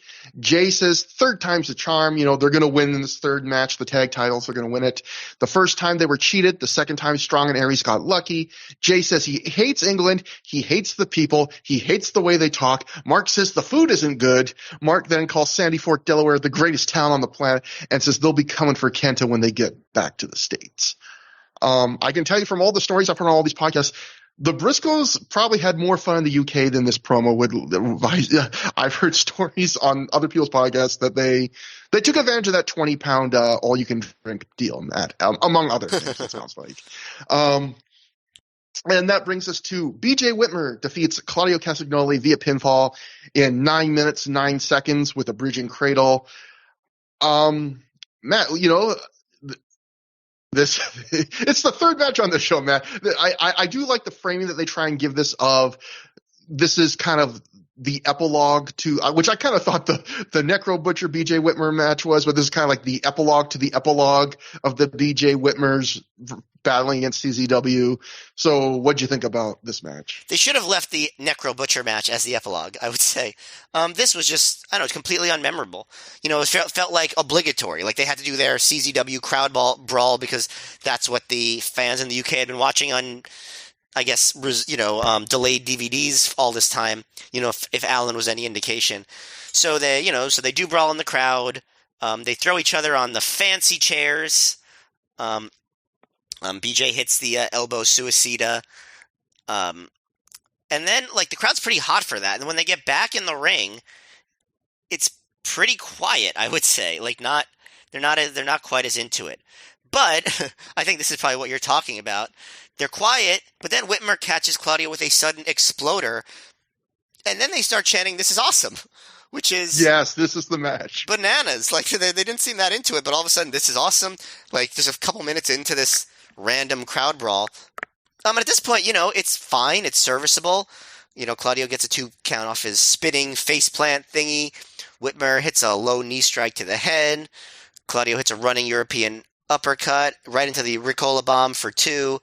Whitmer goes for a power bomb. Castagnoli backdrops him. And Whitmer turns it into a sunset flip and just rolls into this deep cover for the pin. And Prazak says that ties up all the loose ends, which, okay, I guess. For me, it was just like, been there, done that. That's how I felt about this. Nothing special at all. Yeah, I probably like this a little more than you. I thought this was a slightly above average crowd brawl. I think this match works best in the context of the show it's on, because this is another match like the opener where, like you just said, it's the obligatory ROH crowd brawl of this era. But I felt like the first three matches on this show kinda did a good job of giving, I feel like, these fans some of that Ring of Honor undercard vibe where it's like checking the boxes. Like, do you want to see like a standard thrown together kind of fun four-way that we always do? You get one. Do you want to see like a pretty good kind of just textbook ROH style match that has a big finish? You get that. Maybe it's not an absolute great match, but it's good. Get that. And then the third match, do you want to see kind of like the generic ROH crowd brawls that we've been having for months lately? Like, we can't bring you the CZW feud, but we can bring you this. And I feel like in that context, I thought it was a nice little sampler of stuff for the crowd. I did like that they worked it with like a little bit of hatred. It wasn't like Carino homicide level hatred, but they did work it a bit like they really disliked each other. Claudio attacks BJ before the bell. He chokes him with his own ring jacket. Very quickly, they fight into the front row. We see BJ do a big tope, which pushes Claudio into the barricade, which is very close to the ring, and really pushes the barricade back. You get some standard but decent crowd brawling stuff. They hit each other with water bottles. They get thrown into chairs, which are, again, the fancy non-folding chair kind. So, and, a suplex on the hardwood floor. And then they go back in the ring. The final 2 minutes are just them going, okay, we gave you the crowd brawl. Let's cram in a bunch of moves.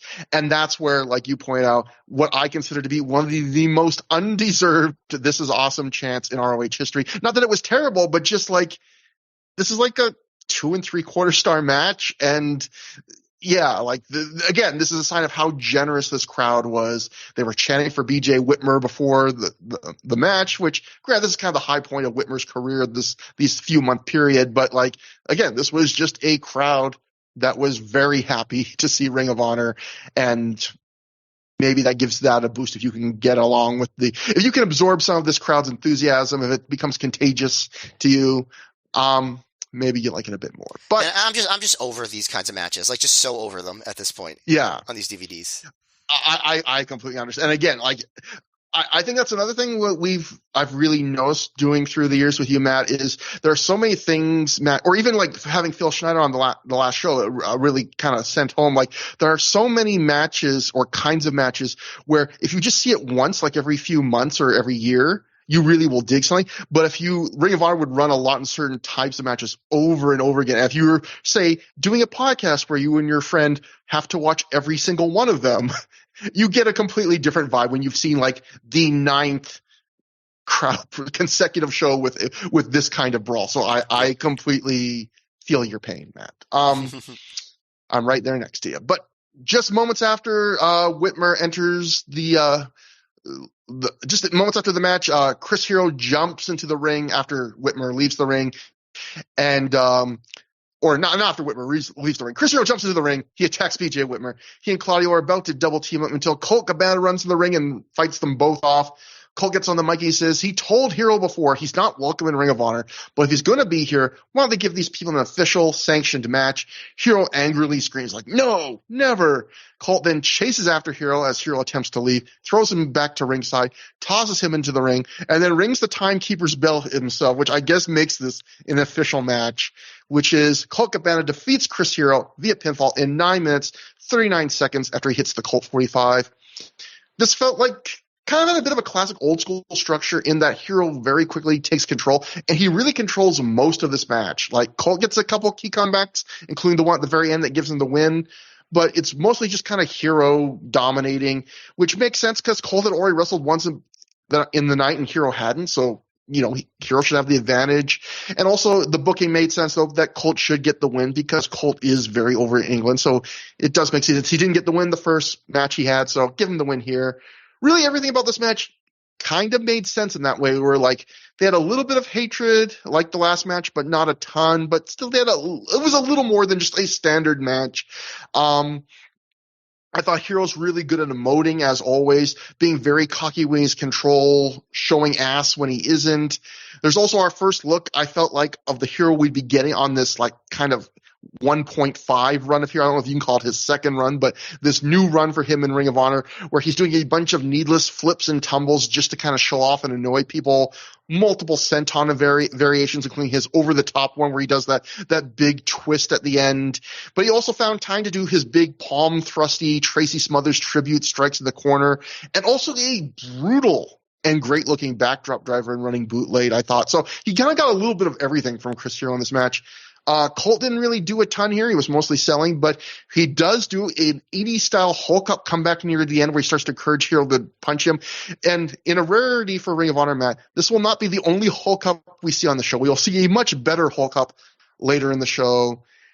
And I also thought the other interesting thing about this match was the crowd reactions Hero got, because this was a show, again, where the crowd is very much acting in line with how they're quote-unquote supposed to react to everyone on the show. And here was one of the only exceptions where he gets a bunch of boos, including when he puts Colt in the cravat. Although when he puts Colt in the cravat, he gets an immediate pop, followed by a few fans chanting same old shit. But then later in the match, you can hear a few fans cheering for Hero as most boo him. And maybe because Hero's another guy that, had a lot of love for the UK style.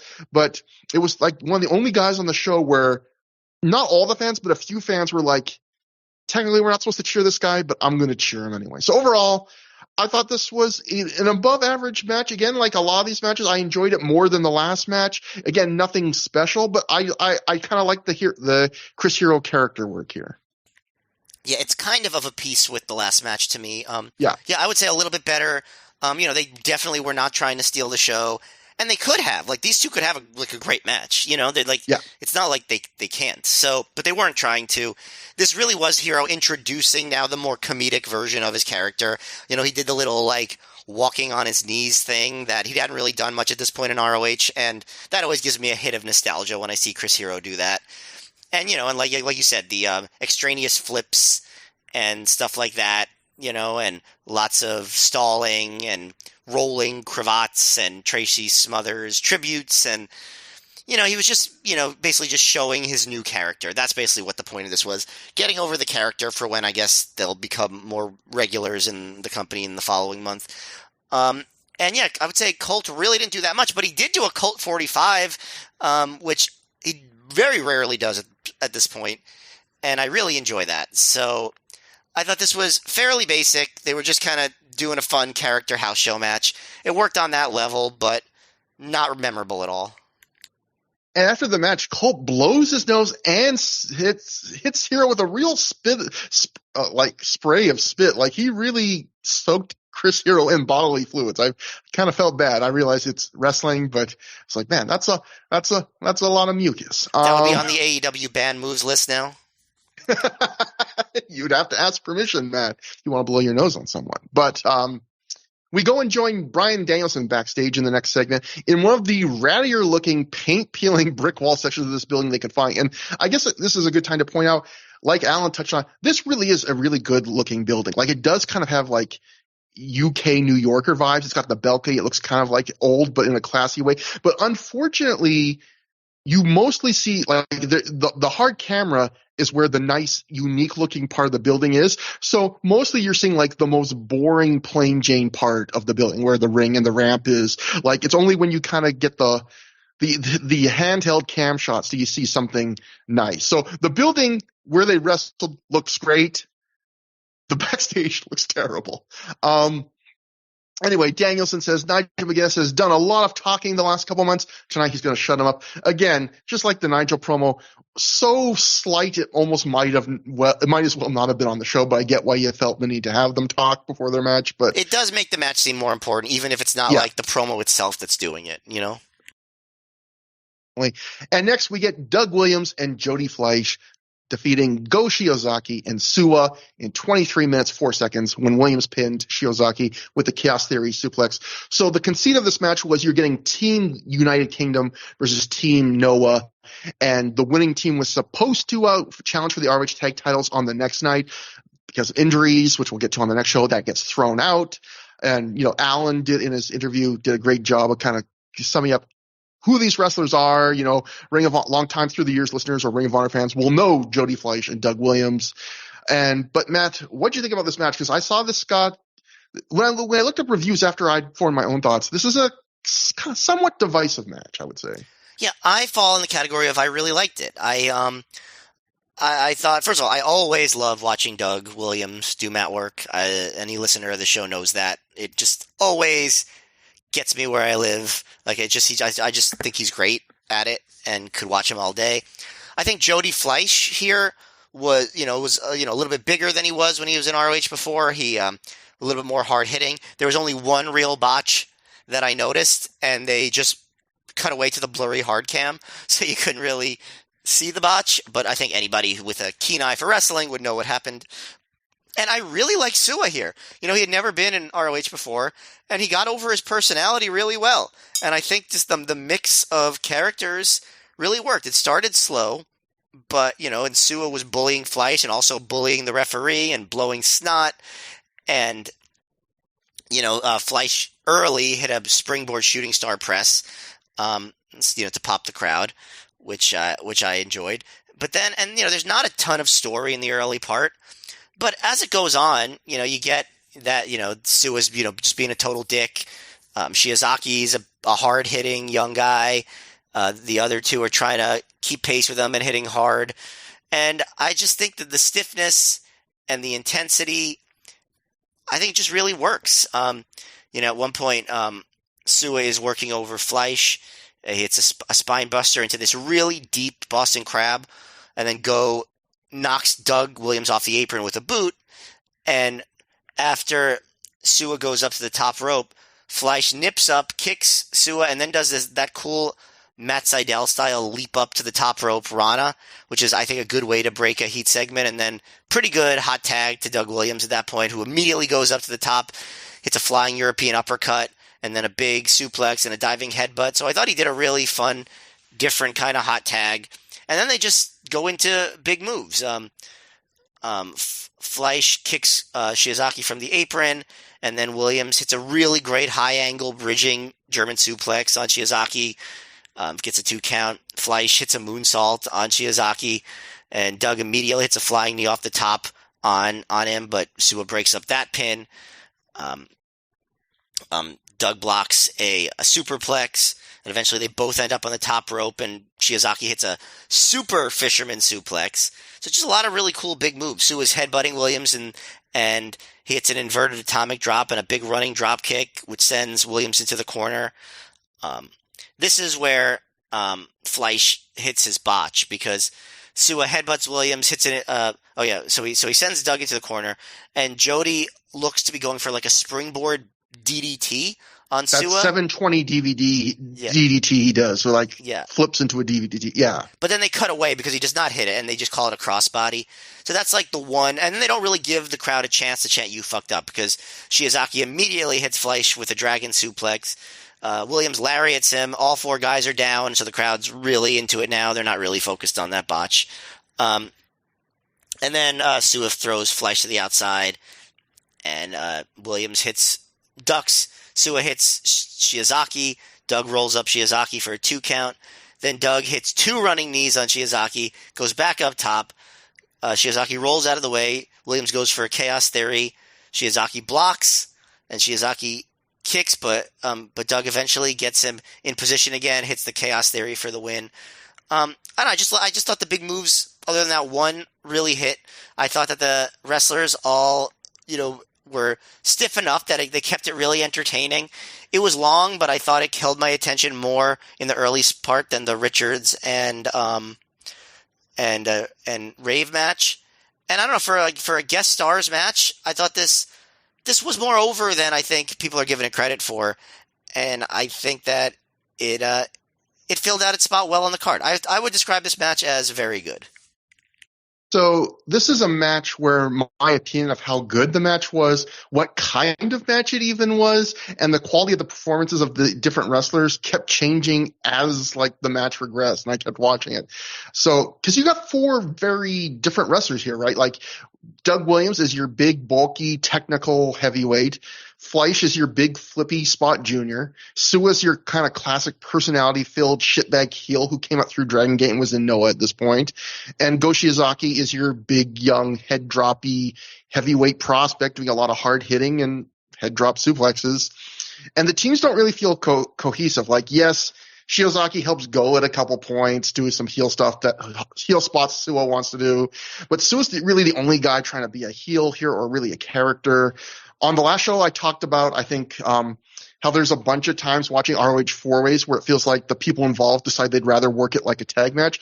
This is a tag match that felt like it's more like a random 4-way. Like, it feels like four dramatically different. The match feels dramatically different depending on who's in the ring, rather than feeling like two teams to me. It often just feels like four guys taking turns doing stuff. There's one Jody Fleisch face in peril sequence and one Go and Suwa distracting the ref double team spot. But other than that, this really just feels like four guys wrestling. Early on, I thought Fleisch was really going to be the standout. He was really pumped up and engaging the crowd a lot. And while not everything he did early looked perfect, he was doing some really nice things like that shooting star press to the floor. And he was just taking flips and last-second rotations off of standard bumps. Like, just the way where you can tell a guy's just feeling it and he's trying to put the extra mile in on everything. But then as the match went on, I felt like he lost a little bit of pep, and you really started to see a bunch of sloppiness from him, like that springboard 720 DDT. And that they tried to save with the hard cam cut. And then, meanwhile, Go and Shiozaki and Doug Williams didn't do a ton for me early. I thought they were kind of basic compared to Jody's early energy and his big spots and Suwa doing the healing. But as the match went on and they got to the end stretch, which really felt like a mini match just for them, I felt they became one of the highlights of the match where, they were just really throwing bombs, throwing, like, it was just, they were going for it. And Doug Williams in particular, he's a big guy that likes to throw in a flying move here and there. I can't recall a match where he ever took to the top rope more than this match. Like, I think he did 3 or 4 flying moves, and then he got caught or countered doing two or three more that he was attempting. Like, he does flying European uppercuts. He does a flying headbutt from the second rope. He does, all sorts of stuff. And I like Williams, but I will say his flying is where he can kind of straddle a line where even on just stuff like his big jumping knees, because he's such a big, bulky dude, there are times when he leaves his feet, he gets really slow motion in the air, and sometimes things can look kind of weak or pretty bad as a result. But I thought in this match, he was on the right side of that line more often than not. Again, I thought Suwa was fun as a heel. And so, again, this match, in that sense, like some nuts and bolts, kind of like cohesion, stuff like that, a couple botches. I can point to flaws, and I can see reviews online of people. I think, like, when I was looking at the Death Valley Driver review, Rob Naylor and Phil Schneider did of this. They really did not like this match, if memory serves. But I thought, I'm with you, Matt. I thought this was a very good match. I thought there was a bunch of just fun stuff and a big effort, particularly near the end from Williams and Go. And I think just the big dumb stuff overwhelmed the flaws in this match. You got some flying, you got Suwa being a dick, you got big suplexes, you got hard hits, you got a ton of action.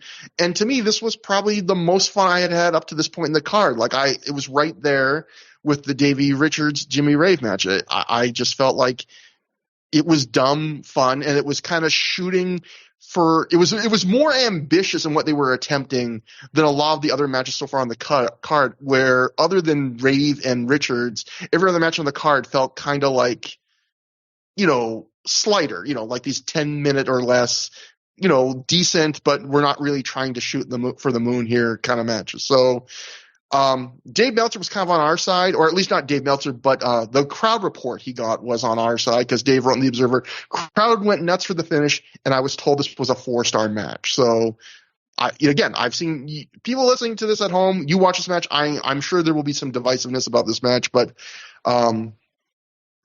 we enjoyed this. So after the match, Suwa takes out Williams and Fleisch with his kendo stick that he brought to the ring, and then he turns on his partner, Go Shiozaki, as well. He hits them all with the kendo stick. All three guys quickly recover. They quickly take Suwa out. They raise arms in the ring as Suwa slinks away, walks to the back. So, yeah, again, this was a match, Shiozaki and Suwa are only on this card, I think. There's the Noah partnership, but I think they were already in the UK for a bunch of days before this doing stuff. So, again, Ring of Honor really trying to take advantage of all the people that were just in the area for bookings to begin with, because, trying to save money, and because a big chunk of the roster is at the TNA Hard Justice pay-per-view. That's this weekend. incredible show, I'm sure. We cut to BJ Whitmer backstage. He says it's finally over. He has finally slayed the demons that have haunted him for the last 7 or 8 months. He finally beat the Necro Butcher, and not just beat him, but beat him in his type of match. And then he ran him out of this company. And tonight he gave Claudio a receipt for hitting him when he had a crown of barbed wire on his head.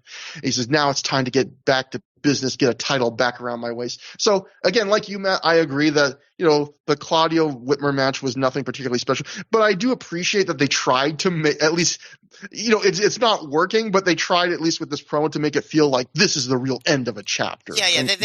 They always pay good attention to detail. You can't fault them for that at all. But like you said, was the real end probably the Whitmer Necro barbed wire match? Yes, but hey, they tried to give this match some kind of reason for existing. Again, ad for the ROH Straight Shooting series of shoot interviews. Sadly, we never get that Gabe getting asked bad questions by the UK fans. If there's someone, Tony Khan, if you're listening, if this is in the Ring of Honor vault somewhere, shoot us an email through the years at gmail.com. I don't want to see it. It's too awkward for me. This is the kind of awkward I can get behind. But we're talking about awkward, Matt. That's a great seek to our match after intermission. That would be the FWA British Heavyweight title match. Robbie Brookside successfully defends his title when he defeats Chad Collyer via pinfall in 10 minutes, 6 seconds after he hits an iconoclasm. So, the FWA was kind of a promotion again that, Alex Shane was affiliated with. They were a now defunct UK promotion. That's who they worked with on the Frontiers of Honor kind of crossover show in 2003, who they'd be working with for the one they're doing a few days after this show. So, hey, you get a FWA British Heavyweight title match. So the big thing about this match is at the start of the match, Gabe jumps on commentary because, again, this was Dave Prazak and MSL doing the commentary, but Gabe jumps on a couple points. Gabe makes a point to jump on commentary to explain why Chad Collier's even on the show. He says, ROH released Collier from the roster after his first blood match with Ace Steel a little while back. Actually, I'll point out as an ROH nerd that technically, according to Cage Match, Collier had a match the next night. It was a dark match against Claudio at Better Than Our Best. But still, whatever, Gabe. Gabe goes on to say, he says, Collier's only on this card because this match is for the FWA British Heavyweight title, and so the FWA sanctioned it, and that Collier's their number one contender to that title. So he's basically saying FWA wanted this. Gabe then goes on to say that while he respects Collier as a wrestler and thinks he's a great wrestler, he was dropped from the ROH roster because, and I quote, he just never got over, unquote. Gabe then proceeds to he starts going on about, like, in Ring of Honor, if you don't rise from the mid card, eventually you get dropped from the roster. And he ends, but then he goes, well, it's good to see him back in the ring because he is an exceptional wrestler. And I just thought, depending on your view, you can either see what Gabe did there as frank honesty to explain why Collier's back for one random weekend, a real dick move, or both. Both. And even Prazak and Jared David were like, okay, like they were like, Jared that David's was weird. like, that's cold. Yeah. I do feel like it's a little unfair to say Collier never got over. I just feel like he never really got a great shot. He was booked very sporadically, and I don't know whose fault that was. And apart from the Ace Steel feud, which was the last thing he did in the company of any significance, he never really had any kind of program. And this got me thinking, like, Joe Lanz on the Voices of Wrestling podcast, he sometimes talks about how, like, a lot of people have one or two wrestlers that are kind of bland, solid wrestlers that are just the proverbial good hands that they just like more than everyone else. They're just kind of, that's my guy. And I think he used that to explain, like, Tony Khan clearly sees more in, say, a Scorpio Sky than a lot of people. That's kind of his guy.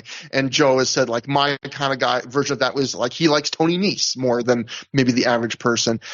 I don't know if I like Collier quite as much as Tony Khan likes Scorpio Sky or Joe Lanza likes Tony Nese, but I kind of feel that way about ROH Chad Collier. Like, I feel like the question is, Trevor, if you were a booker, would you be booking and pushing him? That's the question. I would push him as a mid-card act. Like, I feel like he's a solid worker. I feel like he had this crazy wild man charisma that ROH never really tapped into. He never really had the big show-stealing matches, but he was never really put in a position to have them. I know a lot of fans at the time viewed him versus Rocky Romero as one of the early great hidden gems and one of the great openers. I think on the rewatch, we both agreed it's either aged a little badly or it was overhyped, but it was still good. Also, he had good matches with Matt Stryker. Yeah.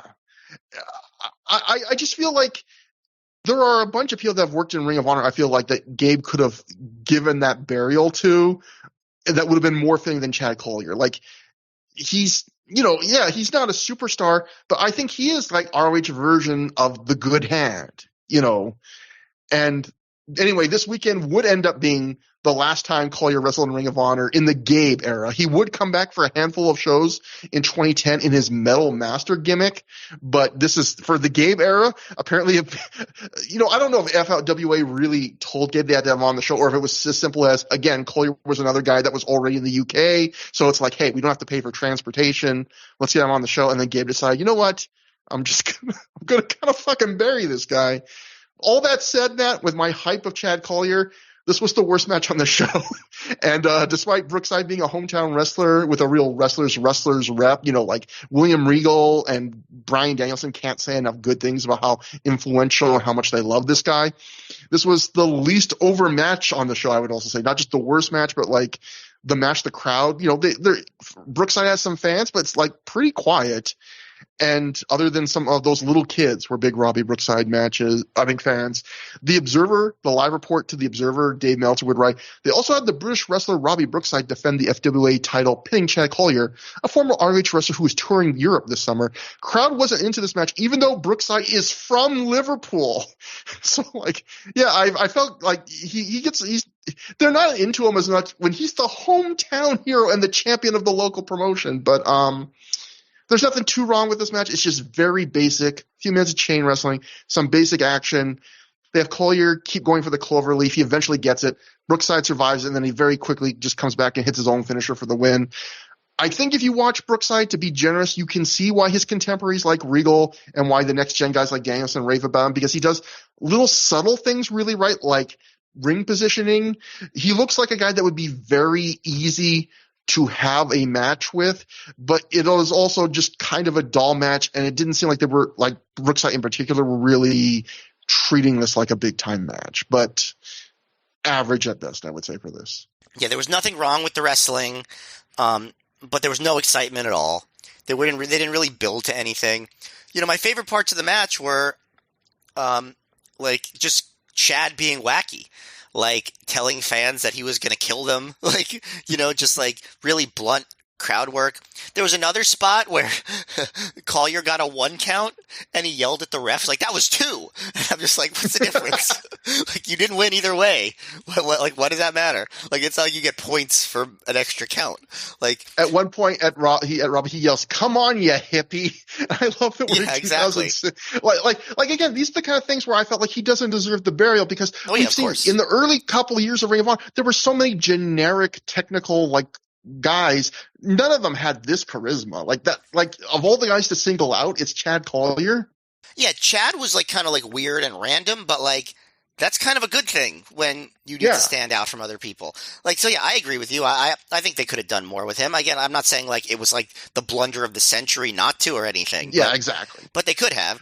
But yeah, this match, I would say, based on, because what Alan was saying before, the fans were just not into UK guys like Robbie Brookside. But I don't know, they didn't give the crowd much to be excited about here.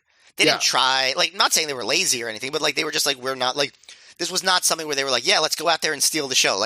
Not at all. They were let's do a match, and I'm going to win. And they were okay. And that was it. And I'm sure most of them never thought of it again. So that's sort of how I will treat this too. It's not something to think about. Just not much of a match. The UK wrestling scene, I mean, obviously people would know it way better than us, but it was in such an interesting position because the way Alan was talking, there's that group of fans that were only interested in the nostalgia of the world of sports stuff. And then you got this young generation I've got from listening to podcasts and listening to the live reactions to this show of fans that were kind of they either weren't interested in their local scene or they kind of viewed it as second rate, and they were more excited for guys like the Ring of Honor guys or later the TNA guys.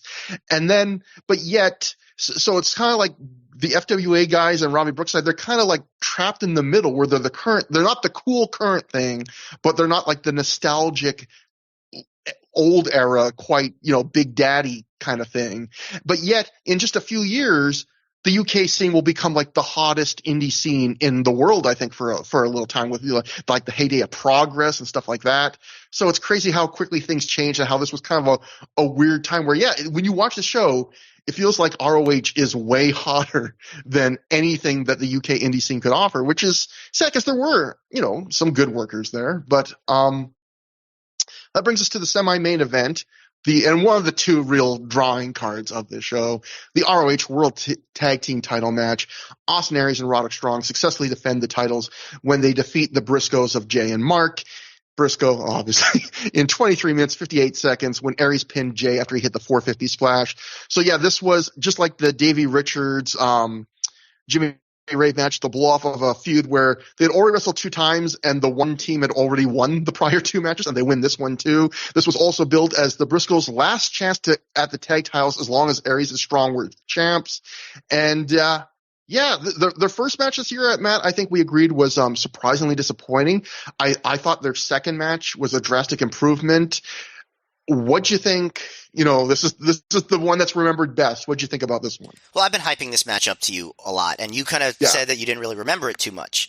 But I was worried when I watched it that like it wasn't going to hold up, and I don't know. I think it held up really fucking well.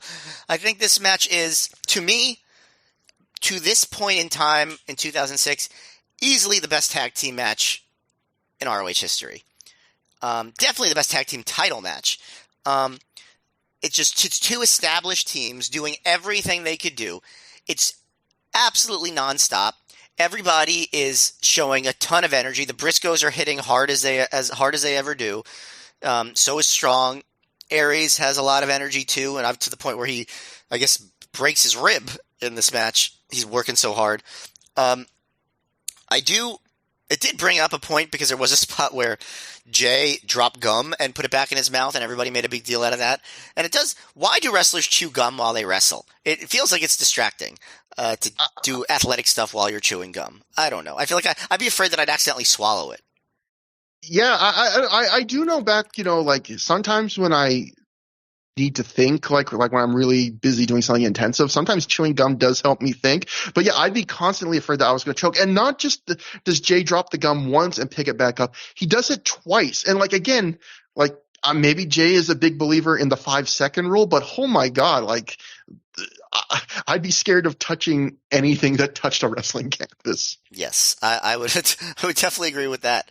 But yeah, it's like, as Alan talked about before, I think at the time there was criticism from some more old school people that this didn't follow a traditional tag formula. And I've complained about that. Just like in ROH tag matches, not a lot of flow, a lot of back and forth, but they did do a lot of back and forth. But I think the story built, and they did eventually have a heat segment on Aries with the Briscoes, and every single thing they did was awesome. Some of the spots I liked. Like there was one point where Roderick does this cool sequence where he has a full Nelson with the legs on Mark, and then he rolls into a camel clutch. Like, I thought that was really cool. Like, you just don't see that too often. Just like little things like that before they start getting to the big near falls. And then once they finally do get to the big near falls, it just, I mean, I'm trying to look for the part where I really want to start doing the play-by-play, because it just becomes crazy. So, like, Aries eventually, like, one point he goes to when they're beating on him near the end, he goes to tag Strong. Mark leaps off his back to knock Strong off the apron, and Aries comes back by doing his shin breaker back suplex on Mark, throwing him into Jay, and then he hot tags Strong, and Strong's a house of fire. Chops and Zagiri, fuck you, back body drop, where he just screams that while he's backdropping Jay. Beautiful drop kick. He fall away slams Mark over the top rope onto Jay, who was on the floor. Aries hits a double heat-seeking missile clothesline onto both Briscoes. Strong gets a 2 count with the Gibson driver. Then we get a double team backbreaker, but Jay trips Strong and Mark drops Aries on his head with a German suplex. Briscoes hit that Splash Mountain neckbreaker on Strong for 2. Then Strong goes for a powerbomb, but Mark Ranas him, and Jay follows up with a big boot to the face. We're at the point where, like, there's just so many reversals that, like, I was having a hard time keeping track. Strong baits Mark into the corner and throws him to the outside, and Aries follows Jay into the corner with a big drop kick. And then Aries and Strong do the missile dropkick powerbomb combo, get a 2 count off that. Mark hits a tope suicida onto both Strong and Aries. And that's when Prazak goes, "This is state-of-the-art tag team wrestling." Briscoes hit the spike J driller on Strong. Aries breaks up the pin with a dramatic punt to Jay's head. Mark goes for the cutthroat driver on the stage, but Aries escapes, goes for a brainbuster. Mark escapes that and DDTs Aries to a huge reaction. Then he runs from the apron, from the stage, and gets into the ring, hits a springboard, like backwards jumping doomsday device, and Strong kicks out. They go for another springboard doomsday device on Aries, but Aries ducks. Then Strong hits the sick kick, and Aries does the poison Rana on Mark, and I think that's where he breaks his rib, right? Yeah.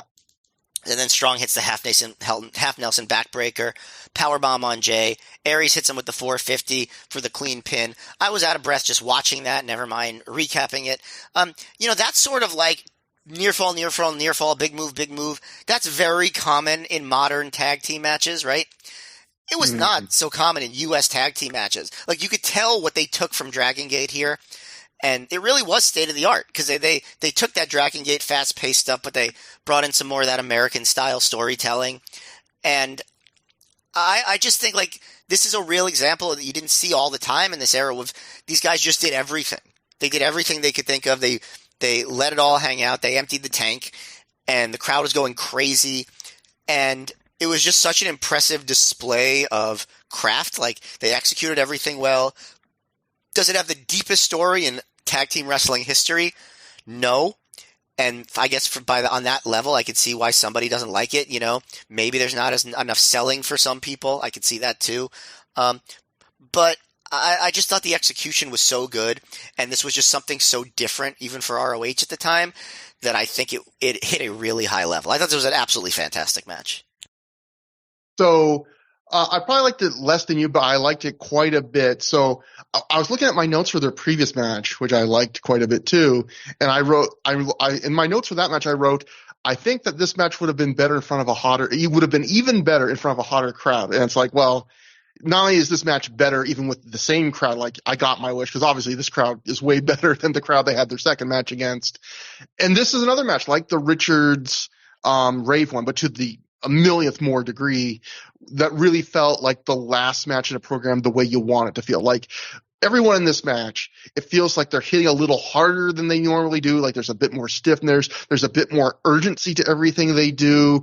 Everyone's just on point a little bit more. It's hard to describe, but everyone, you can just tell they're just, you can tell this is a big match for them, and they're working at like that thing we thought was missing in their first match of the trilogy. It's like there by 300% here. And they do also give you that little bit extra, those couple big spots at the end that you wouldn't see in their regular matches. But on top of that, they do, like you were saying, basically everything these two teams can do. They run through it all. This is the match where they're like, we're not saving anything. We're running through it all. And so as a result, a lot of this is kind of what you'd expect from these two teams. It's kind of that relentless pace back and forth. They're just reeling off everything in their normal arsenals. But where I think these guys excel is, again, that little bit extra of that physicality. There's a ton of chops in this match, and the Briscoes in particular look like they're just really laying it in on some of their offense. Like, a lot of times spot fists are thrilling, but they feel kind of weightless, especially in modern wrestling. This is a match where it's a spot fest, but you still feel like they're beating each other up. It still feels like they're hurting each other. And, that's kind of the point of pro wrestling, and some would argue. So, body of the match is very good, I felt like. It's consistently really good, but I did feel it's in the realm of what regular ROH viewers have seen, like the best versions of these guys, but what you've seen. But it's a match to me that, like, lives or dies on their final minutes. Like, if the final minutes really are special, the whole match is going to be special. If they nail it, it's going to raise a level. If they miss it, it's going to drop a level. And I felt like they nailed it here. They give you those couple extra memorable spots, like the Mark DDTing Aries on the ramp, the Roddy fallaway slamming Mark over the top rope onto Jay, who's standing on the floor. They give you that one extra big kick out that you wouldn't normally see, because at this point we didn't normally see a kick out on the Spike J driller. And so, the fact that you get that, and you get the kick out of the springboard doomsday device, like, But at the same time, I felt like they hit a sweet spot which is a sweet spot that I think is hard to hit, where they peaked the match at the right time. Yeah, I felt I was like going to say that. I missed that point, but like that's true. Like they did not overdo it with the near falls. They had just enough, and they were just at the right time. Yeah, like, because it would have been really easy, like, in a match like this where you have such high expectation, like, it's the blow-off, it's the third match, it's the semi-main event, a big show. Like, if they don't do some really big stuff, you're going to feel like, it doesn't quite live up to the moment, even if it's a good match. But then it would have been really easy to go the other way and just go crazy overkill, which we'll see in so many Ring of Honor matches in the future where it's like, it's great, and then they do 5 more minutes. And, the proverbial reaction so many fans would have after so many of these future Ring of Honor matches would be like, that was great, but it might have been even better if they went home a little early. This match doesn't have that problem. I feel like it does the perfect amount. It's not overkill, it's not underkill, it's just kill, Matt. And I would probably go like 4.5 stars. I thought this was absolutely great. So again, I feel like you're going even like higher. I will say I think this is a match. It does. I think you made a great point. This was state of the art at the time, and as a result, I feel like this match, some people that weren't around at the time or can't put themselves in the 2006 mindset, I think you'll still enjoy this match, but I do feel like it's a match that plays even better at the time when you realize that people, even in Ring of Honor, you weren't seeing a lot of tag matches like this. Like, this was breaking through, and now this kind of pace and this amount of action's more of the norm, although that the physicality is gone. There's a lot fewer tags that have this kind of physicality in the Spot Fest. But I'll also say, when I was looking up all the reviews and stuff, there were a bunch of people at the time, not I wouldn't say the majority, but there was more than a couple people I saw that came away thinking this match was more fun to them than the main event, which I think is a little crazy, but I can also kind of understand. Depends what you're looking for, right? Well, if it's all about action, then this match did have a lot of action, Yeah.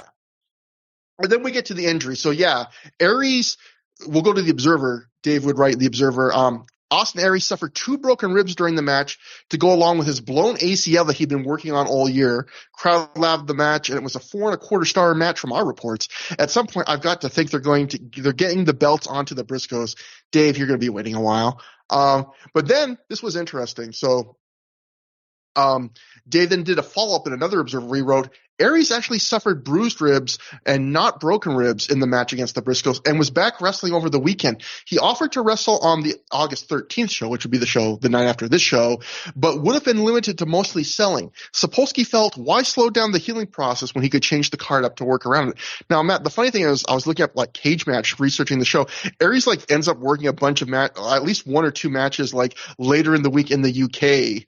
So it's the funny thing where Nigel and Aries both get hurt on the show and don't work the next ROH show, but within the week they're working other UK shows. So I wonder how Gabe. Wrestlers can do what they want, especially when you're independent. But it's funny where Gabe apparently was having one of his classic Gabe tantrums about doing all this. It's like, well, gotta let these guys heal, and then days later they're both working. So that's the world of wrestling. But it could just be one of those things where it's like I don't have to give as much on these other shows as I would have to in ROH, so I can do this, but I can't do ROH. It could just be something as simple as that. Yeah, and that's definitely a good point, because there's definitely been wrestlers that have said, look, I would feel okay working in this state for a low-level indie show, but with a Ring of Honor, I feel like I'm going to get killed if I do 50%. So, yeah, that's actually a really good point. I also love that spot in the match where Aries is crawling to make a hot tag, and Mark just runs on and then launches himself off Aries' back to attack Strong on the apron and knock him off the apron. Just stuff like that. Those were the little extras that you don't normally see. I just thought that stuff was great. So after the match, we see Aries is bleeding from his nose and clutching his ribs, and he's talking a little bit with the ref, so he's probably telling the ref, hey, I'm pretty fucked right now. And then the Briscoes actually shake their hands. Even though the Briscoes are going to keep being heels kind of in this feud with Homicide, they do go out of their way to give you that kind of respectful, you've earned it, handshake end to this match. We then get a video package that previews the main event, starting with Nigel McGuinness and Bryan Danielson winning their respective titles, and then it goes through their reigns as they use clips from their past promos as voiceover. And then finally, we get into highlights of their prior matches against each other. No one's going to confuse this video package with a good WWE highlight package, but I would say by early ROH standards, this was one of the better highlight packages I felt like they had ever done. Yeah, I would say it's it's definitely among the better ones. Definitely. Yeah. And that brings us to their match. That brings us to the main event match I did the most research on. This is the big one. This is the ROH World Title, ROH Pure Title Unification match. There must be a winner. After this match, the titles become unified. Bryan Danielson unifies the world in pure titles when he beats Nigel McGuinness by ref stoppage in 26 minutes, 24 seconds with the repeated elbows to the head. Now, before the match, Danielson comes out first, and he's introduced by Bobby Cruz in the pre-match introductions. Brian tells him to announce him as even bigger than the Beatles, which again, funny because this is Liverpool, so he's really doing the classic Bryan Danielson needle. With Todd Sinclair, Bob not at the show, Bobby has to give the pre-match explanation of the pure rules, and while the crowd does not heckle him, which I felt like this proves they're not an authentic ROH crowd. As much as they try to be authentic, you don't heckle the rules, the pure rules. You're not authentic. Well, it's that they're heckling Todd Sinclair specifically. Yeah. In fact, they pop big for the special added stipulation that tonight, if there's a double pin or double countout, the match will be restarted, because they're really emphasizing, like, look, we've done the kind of cutesy finishes. We're basically guaranteeing you're going to see a real winner here. The match even gets a special graphic where the words ROH World Title and ROH Pure Title collide into it, and you get an audible explosion, which I feel like they only do, like, for the very biggest matches, that they give you, like, the audible explosion effect on the match graphics. And then we see the words unification match. Again, not a big in the grand scheme of things, but something ROH did rarely for matches they thought were really big. So, the match. Matt, feel free to interrupt us. I got a bunch of things to say, but I should try and find spots for you to talk. But this is I will let you go unless I feel like I have something I really need to get in there. I will wait for you to finish and then give my thoughts. This is a match that's really special to me in a lot of ways. This is another one of those matches that I had circled when you asked me, hey, you want to do a Ring of Honor podcast? I always bring up the handful of matches as we've gone and done the podcast where I was like, this is the ones I thought too, man, if we get to this one, what are we going to do for this one? And this match has a lot of significance for the company. It's very fondly remembered. It's a match I loved. It's a match I remember as one of my favorite Ring of Honor matches ever. And because of that, before I watched it this last week for this show, I had not rewatched this match in over half a decade, because that's how long we've been doing this show. And I always kept in the back of my head, I want to save my next watch of this for Through the Years. But because of that, I was terrified, Matt, because I feel like that kind of gives me an unfair expectation for this match in 2023, because it's now competing with my years of vague memories of all the times I watched it a decade ago and loved it. And sometimes I think we've discovered on this show that, like, your memories can be a big influence. How many times on Through the Years have we watched the match and go, oh, because I remember this being great, it's a little disappointing, or because I remember this being not that good, I was pleasantly surprised. Like, if anything, Through the Years is not just a podcast about Ring of Honor. It's about, like, the effects of nostalgia when two guys hitting middle age, like, relive something that they really loved 15 years ago, and, like, how do your memories stack up when you rewatch all this shit? So I was terrified to say it for the podcast, and I was like, is this match going to hold up to my memories? And the answer is, it kind of doesn't, and I also don't think it doesn't matter, and I'll explain why. So I think a lot of nerdy wrestling fans, especially ones like you and I, Matt, or maybe mostly me, that are forcing themselves to sit down and vaguely analytically break down and review matches for, say, a wrestling podcast or articles, we focus on every part of the match. Like, we tick off boxes, at least I do almost in my head, like, this match was great, but it was a little long. The selling here wasn't that good, so I'll dock a little bit. Like, we're kind of, it's very cold analytical in some ways. But the reality is, in wrestling, one great moment or one special sequence or one great finishing run of a match, if it's really special, if it connects with you, the rest of the match kind of doesn't fucking matter.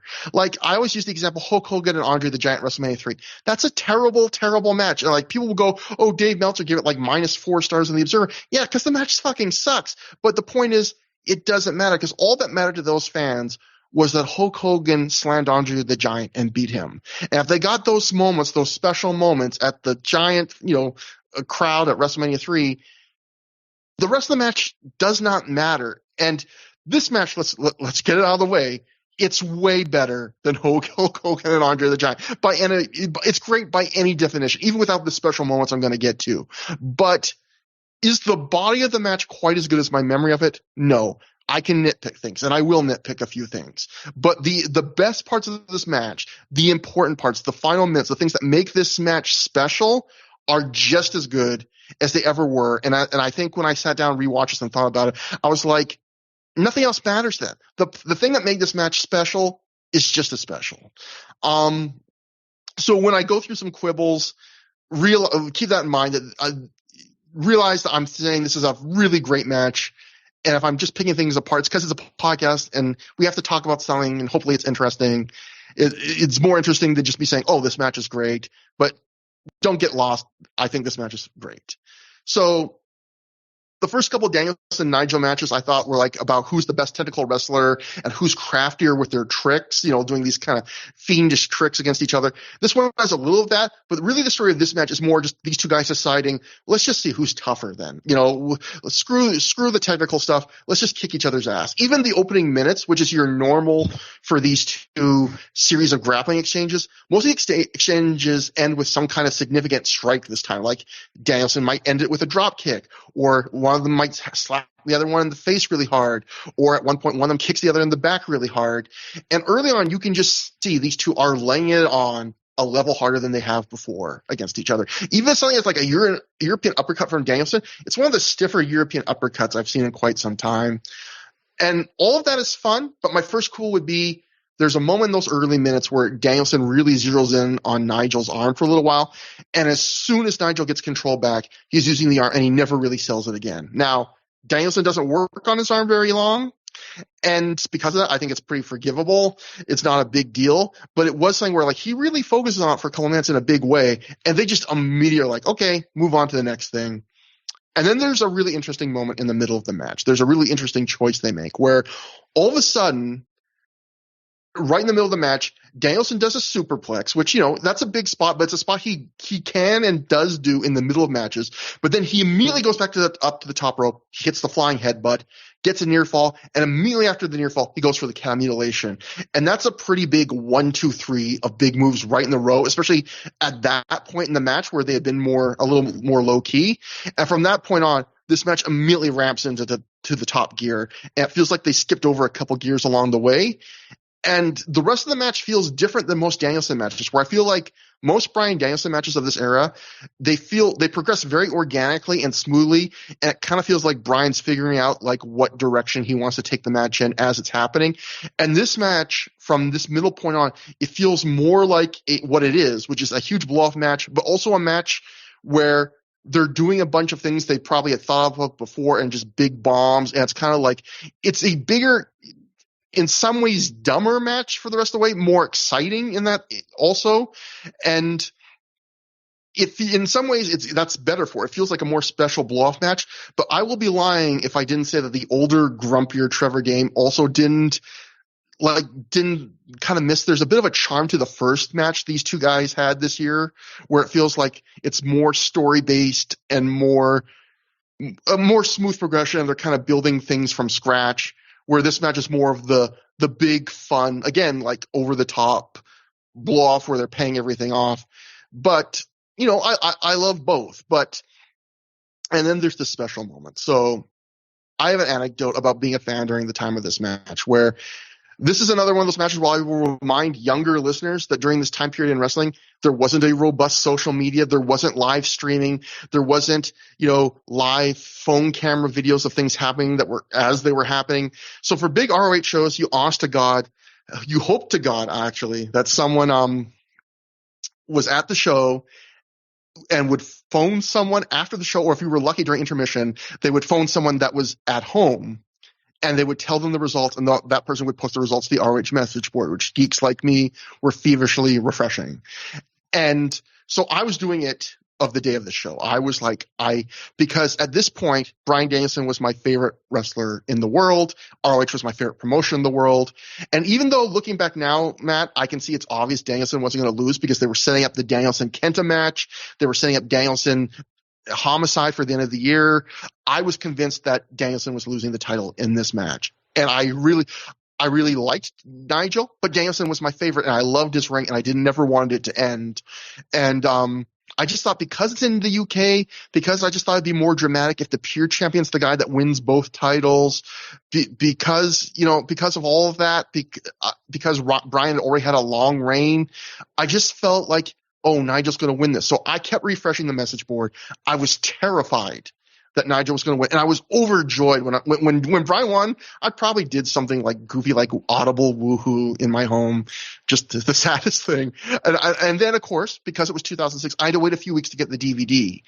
And when I watched it, and I watched this match, I get to a point. There's a point in this match. It's the famous point where Nigel is bloody from getting his head bashed into a ring post, which we'll talk about extensively later.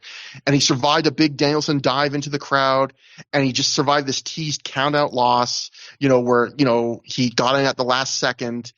And then he gets a big pop when he gets back in the ring and beats out the count-out. And then at that point, you see something that you rarely ever see in Ring of Honor, I guess other than that Cole Cabana match earlier, where you basically see an old-fashioned 80s Hulk up where blood is just dripping off of Nigel's face, and he starts looking to every side of the crowd, and he starts just almost pumping his hands and screaming, "Come on," over and over again.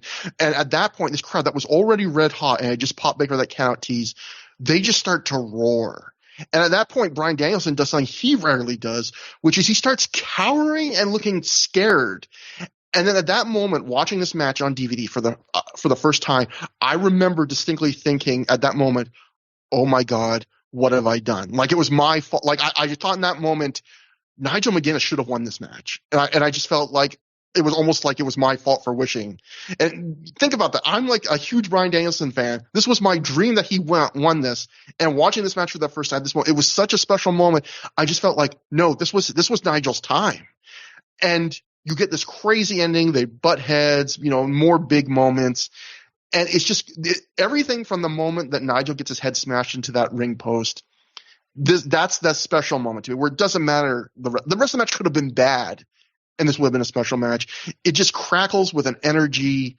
And once he does that Hulk up, that is one of my favorite moments in Ring of Honor history. And after rewatching this match again, this felt like a match Nigel should have won. And I realized that doesn't really work because you had the other big matches for Danielson, and knowing that you had already done this storyline, you had basically put it in motion where Homicide had to win the world title by the end of the year. I don't think you would have wanted Nigel to have to lose the title like less than 4 months from this point. But at the same time, I always wonder if Nigel had won this title, and if we had lived in the era where rather than everyone having to wait for the DVD, it was just on live TV or pay-per-view, do you make him like a big star? And this match did make him a bigger star, even the way it was put out. But I feel like if he wins and this was seen live to like a large audience, felt like one of those matches that would have made a guy in one night. And instead, I wonder if they kind of missed the boat on Nigel getting the title when they do to him. And it's also even just the fact that the whole way they work the match kind of feels like they're setting it for Nigel to win, because Nigel he's not overwhelmed in this match, but he kind of works as the underdog. Like they do a great job of having a story of this match is Danielson does all of Nigel's tricks to Nigel, and Nigel survives them. Like Danielson's the guy like that is trying to get Nigel to lose by count out twice during this match, including doing the old I bury him under a table and run back in the ring, but Nigel beats it out. Bryan Danielson gets Nigel to use up his rope breaks before he uses his rope breaks, and the only guy that really takes advantage of the rope breaks, of the ropes being legal, is Danielson. Like he puts Nigel in a cross-face chicken wing when they're sitting on the turnbuckles. Nigel gets the ropes in the calamulation, and it doesn't help. And even at the end where it's Nigel that's all bloody, it's Nigel that's getting this horrendous abuse. Like all of it really felt like it was tailor-made for this guy's overcoming everything. And then at the very end, it's just Danielson wins. And it almost kind of reminded me of Samoa Joe and CM Punk, the third match, where it really felt in some ways like this was Punk's night. At the end of the day, this awesome dominant champion. And I don't think that's necessarily bad, but part of me is like, man, now I could talk about the ring post. That's a whole other conversation. I could talk about other spots. I will just say, I think this match is great. before I rewatched it, I would have said this is one of my favorite, if not my favorite Ring of Honor match of all time. On rewatch, I don't know if I would put in the whole as an entire match. I don't know if I would put that on the level of the second and third Joe Punk matches, or even Carino Homicide from Bitter Friends, Stiffer Enemies. But I will say, if we were just ranking moments or final few minutes of a match or segments of a match, everything from basically the ring post head spot and Hulk up to the end of this match, that might be my favorite moment in Ring of Honor history still. And at that point, like, isn't that more important than what I felt about like minor quibbles with like something that happened in the first 5 minutes of the match, you know? And so that's my very long-winded thoughts. This was a match that was very important to me. It was weird revisiting it. We can get to a whole bunch of other stuff surrounding this match, but Matt, what'd you think about the match? All right, so it's interesting that you said that about Nigel winning, because honestly, even to this day, even before you said that, it never was something that I really considered, like that Nigel would win this match. I don't think he had been built up enough. I think there was just too much stuff waiting for Danielson. That Kenta match, man, as someone who was going to that Glory by Honor show, I would have been pissed if they took that Kenta versus Danielson match off the books. Danielson versus Homicide, like you said. And I do think that, this feud did make Nigel into a main eventer. Like, I don't think he needed to win. That said, I also think that after the Marufuji match that he has in September, they cool him off a lot in the booking. And I think that was a mistake. They drop him down the card a lot for the Jimmy Rave feud. And then early in the first quarter of 2007, he doesn't really do very much. And, he finally gets a match for the title with Morishima that he loses in April. And then he cools down again. He gets some big matches. And then they really start to heat him up like around the summertime when he finally gets to the point where he wins the title. So I don't necessarily think that him winning this match would have changed that much. What I think they did, what the mistake they made was cooling him off when they did. But we'll get to that when we get to it. Obviously, it felt like this was the right time for Nigel to win in the moment because he was in his hometown and, or not his hometown, but his home country. And that could happen in, to a million guys. This match was definitely not built the way Punk and Joe was, where they put that series over as so legendary, right? Like, this was the third match of three, and they will have one more before the end of 2006, actually very, very soon, like in 2 shows. But it just wasn't treated with that status. It felt like it was if you just watched this match in a vacuum because of where it took place. Now, as far as the match itself, I thought that you're right in that it sort of lost some of the subtlety of some of Danielson's matches. It kind of just felt like it hit you over the head with like action and intensity and all that stuff, and just went right into the big moves. But I think that works. Like, I think that it made it one of maybe the most memorable match of Danielson's title reign so far. Actually, I would say absolutely the most memorable match of Danielson's title reign so far. And one of probably 2 matches during the title reign, that maybe 3, that people would say was the best match of the title reign. Maybe one of those Roderick Strong matches, this one, and then the Kenta match. And I'll be very curious to see how the Kenta match holds up, because that's the other one. But those are the 3 defining matches of his reign. This one right here, to many people, is number 1. Would you still say it's number 1 for you, the defining match of his title reign? See, I think it's more defined than the Strong match, but here's the thing. I would have said that before I rewatched this, but now that I rewatched this, when we get to the Kenta match in a few shows, I might end up putting the Kenta one. I'll have to, you'll have to ask me again after the Kenta match, because I feel like the fields, I would have said definitely, but now I feel like the field's a bit more open for me. Yeah, well, for me, it's always been the Kenta match, but that's just because I was there, Yeah. So it's kind of hard to compare that. But, this match does have a level of emotion that one doesn't have. And a level of action that I think none of Danielson's matches have had. This feels much more like it's not like it's a WWE main event, because they do things WWE would never have done, but in some ways kind of the way it's structured. they get to the big stuff early. They hit their big moves, and then they go outside and they do some big crazy thing that indicates, okay, this match has now gone to the next level because we did a crazy outside spot. And instead of putting someone through the announcer table, in this case, it's, smashing someone's head into the ring post 4 times. And, I know you said you want to wait to talk about that spot. We can talk about it now. I feel like that's that's the defining spot of this match, I would say.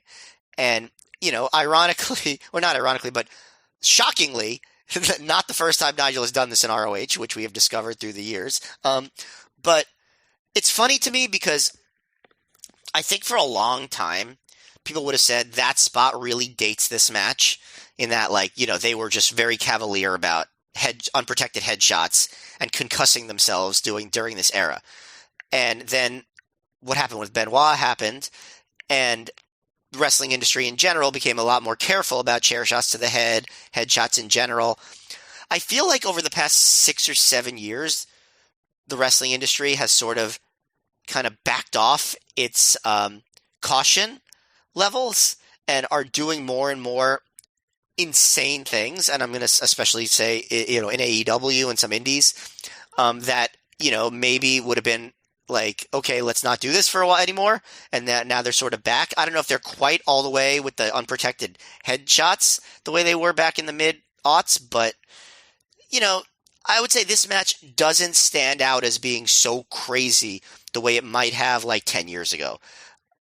It's still, I think, bad to do that. And obviously it messed up Nigel, and I think he would tell you that, and there's regrets about it.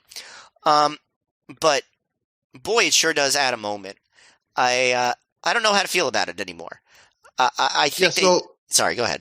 I was just going to say, so let's be clear. The spot, like you mentioned, we discovered that, I believe it was the battle lines are drawn. I think it was Nigel's 3rd or 4th match in Ring of Honor against Cody Hawk. They had done this spot, and he had never done it in Ring of Honor before or until this. But they're both standing at different points outside the ring on different sides of a ring post. Brian grabs either arm of Nigel, pulls it. So basically Nigel is getting his head rammed head first hard into the ring post, I would say 4 times.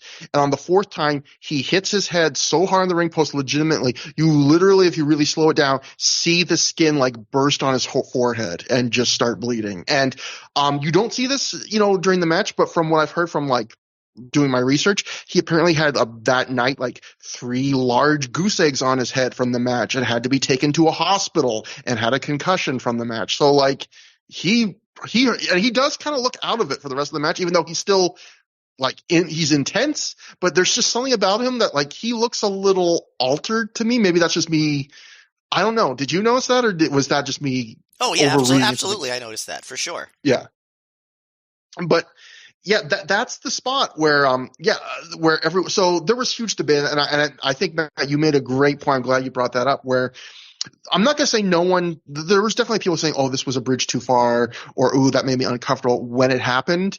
But I think you bring up the Benoit thing as a great point, because remember, for people that aren't remembering the timeline, the Benoit murders and suicide happened 1 year after this. And so this was a very notable match involving head trauma that had happened only 1 year earlier. And I feel like whatever negative reaction this match got from some people at the time, it got 4 times as much in the wake of the Benoit thing, because everyone turned around and was like, oh, here's a recent example. Well, there's another element to this.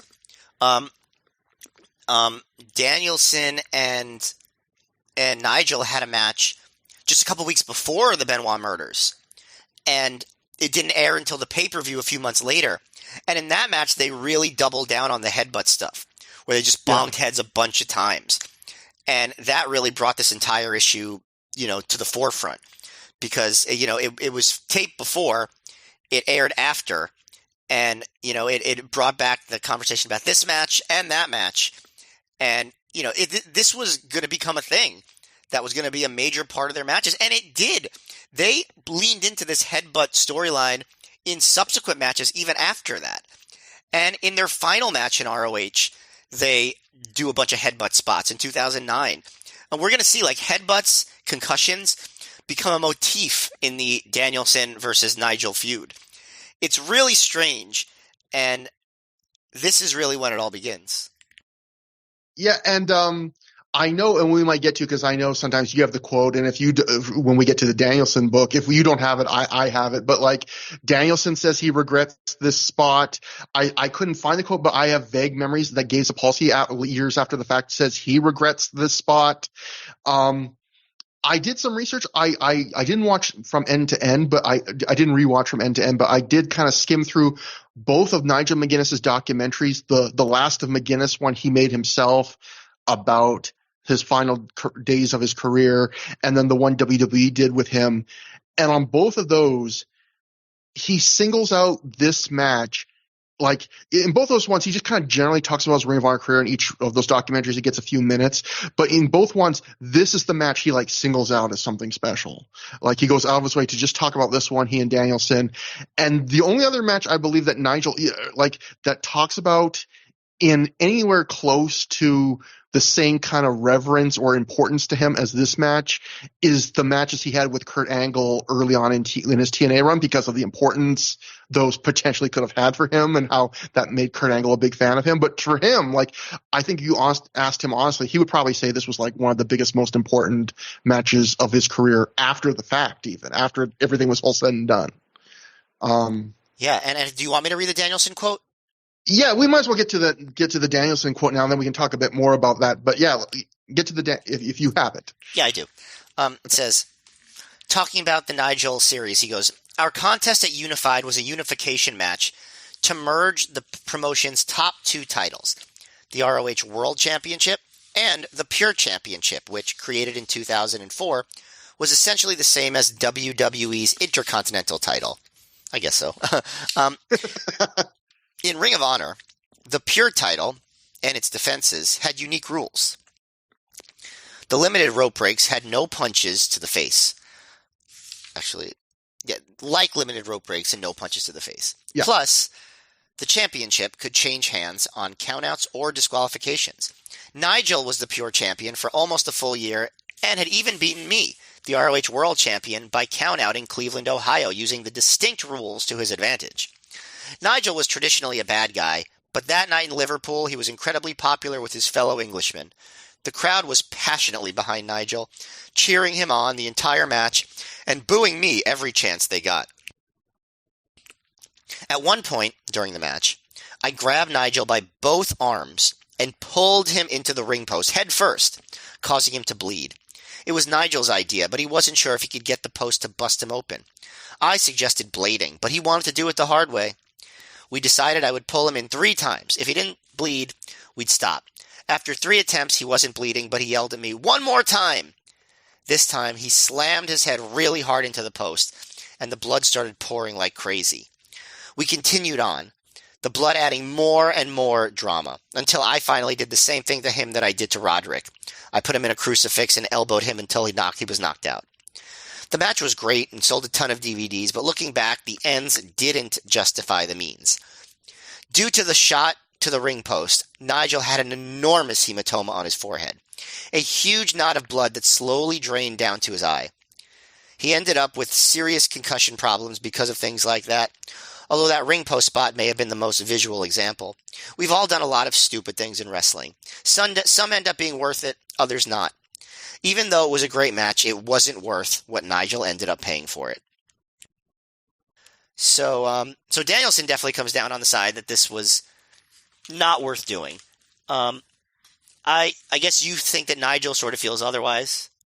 Well, I don't know, honestly. I mean, he doesn't really, at least the things I find, he didn't really go into that, but, obviously his career ended because of, he had a lot of injuries, but his career ended more because of things like he had a hepatitis scare, where he had it for a type of hepatitis for a while. And, there was Danielson's the one whose career ended almost because of his concussions.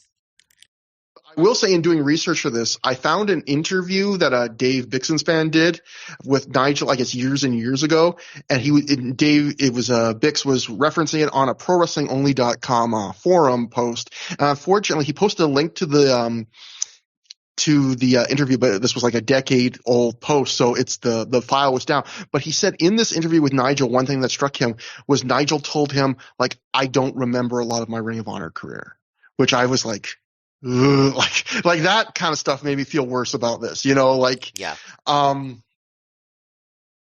So I guess to kind of talk about, since this was such a big story of this match, other than the quality and the importance, I think one thing to talk about this match is I kind of don't know how to feel about the head stuff, because there's a few ways you can think about it. So, I mean, let's start off by saying it's a profoundly stupid and reckless spot. Like, it's a spot where you're probably getting hurt. I don't know how badly hurt Nigel was on this night. I know people say he was taken to the hospital, but he was back in time later to have like a beer at the post-show party. It was bad enough clearly that he did not work the next night, but then did work days later.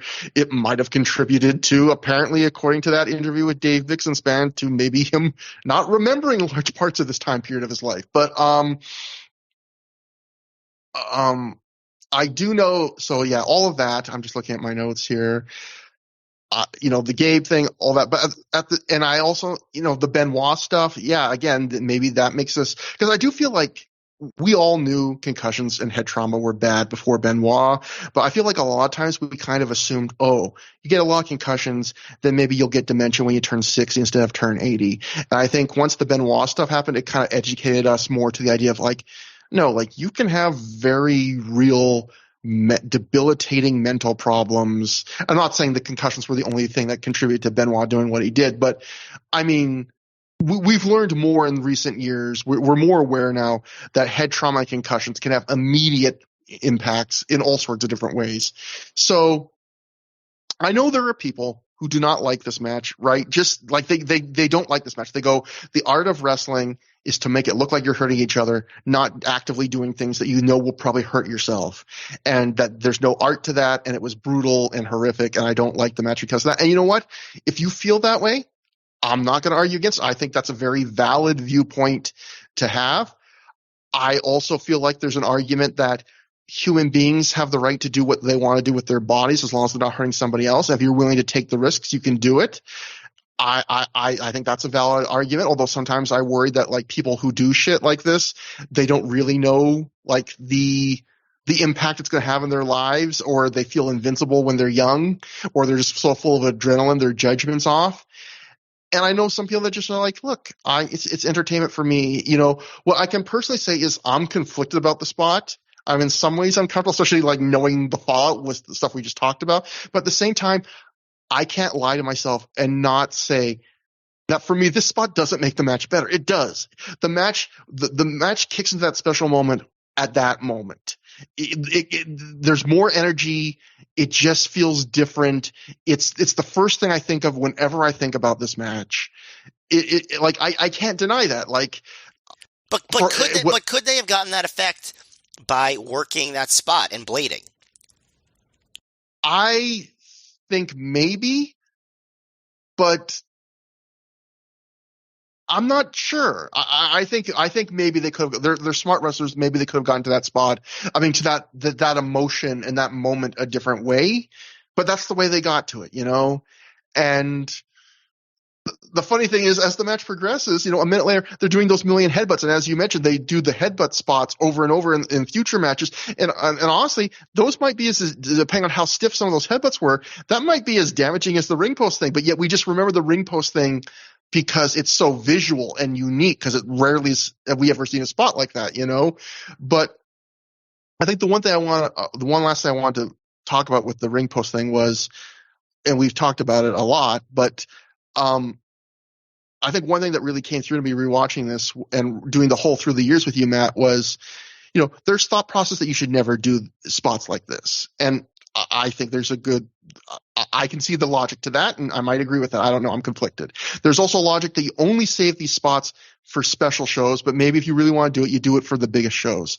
And I will say, if you believe that line of thinking, I feel like through the years has kind of validated that, because we saw this spot in that Cody Hawk match at Battle Lines of Drawn. No one remembers that spot happened because it was a meaningless match on the undercard of a little remembered show. We saw them do the headbutt spot, on the previous Danielson McGuinness match, and people don't really remember that match, and I think this match is kind of a testament to it is the proof that, like, don't waste spots like this. If you do, you can do this. If you're going to sacrifice your health, don't do it on a match that people aren't going to remember, because they're not going to remember it just for the spot.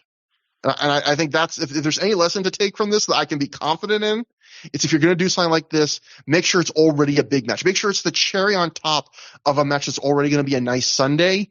Don't think it's going to turn a whole match into a Sunday on its own, because people won't it'll be like the Battle Lines are drawn. People won't remember it if it's just a throwaway match and you do something fucking nuts that's going to hurt yourself. So that would be the thing I feel passionately about from this, I would say. Yeah, I feel like that's uncontroversial. Yeah, if you're going to do it at all, make it count. Yeah. So, yeah, that's all of that. Yeah, so let's just get to the notes. Oh, and the last thing I want to say about the match, I really like the refs' work on the finish. So the finish is Danielson gets, Nigel in the repeated elbows to the head. And I thought those were some of Danielson's best looking of those elbows ever, because sometimes they look a little soft because understandably he's trying not to hurt somebody. And the way the ref just jumps on Danielson and he screams at Danielson, like, "It's over, Brian," or "It's over, Dragon, it's over." And he has to kind of calm Danielson down. And Danielson is just huffing and puffing, and it just comes off like Danielson is so in a frenzy because it's the only thing that'll stop Nigel. And it was just such a dramatic way to end the match. I really loved the drama, the way they got to the end of the match. Just the acting from both the ref and Danielson on that was great. And I also want to add, Phil Schneider, obviously, he was on the last show. I felt like a lot of times, I loved Phil Schneider's reviews growing up, but he was not afraid to go out on a limb and have reviews I disagree with. I thought his review of this match had a lot of points that I've already touched on, but I think he nailed my thoughts on this match in his review at the time. He wrote, "This match reminded me a lot of Austin Aries versus Samoa Joe when Joe dropped the title, in the sense that the body of the match was nothing exceptional." See, okay, I think that's a little hard, but anyway, it built to an absolutely brilliant finish. The stuff pre the floor felt a little perfunctory. They went through the rope breaks and it felt a little like killing time. It was fine, but I think the early work was better in their first match. Everything after they go to the floor is amazing. Nigel is certifiable for letting his head get mauled like that, but it led to an amazing visual and incredible heat for the finish. Rob Naylor had also done a review of this with him, was spot on with the description of that lariat. It was such a great variation of a signature spot and was one of the better near falls in the company history. Danielson is such a killer, and the Gary Goodrich elbows have never looked this good.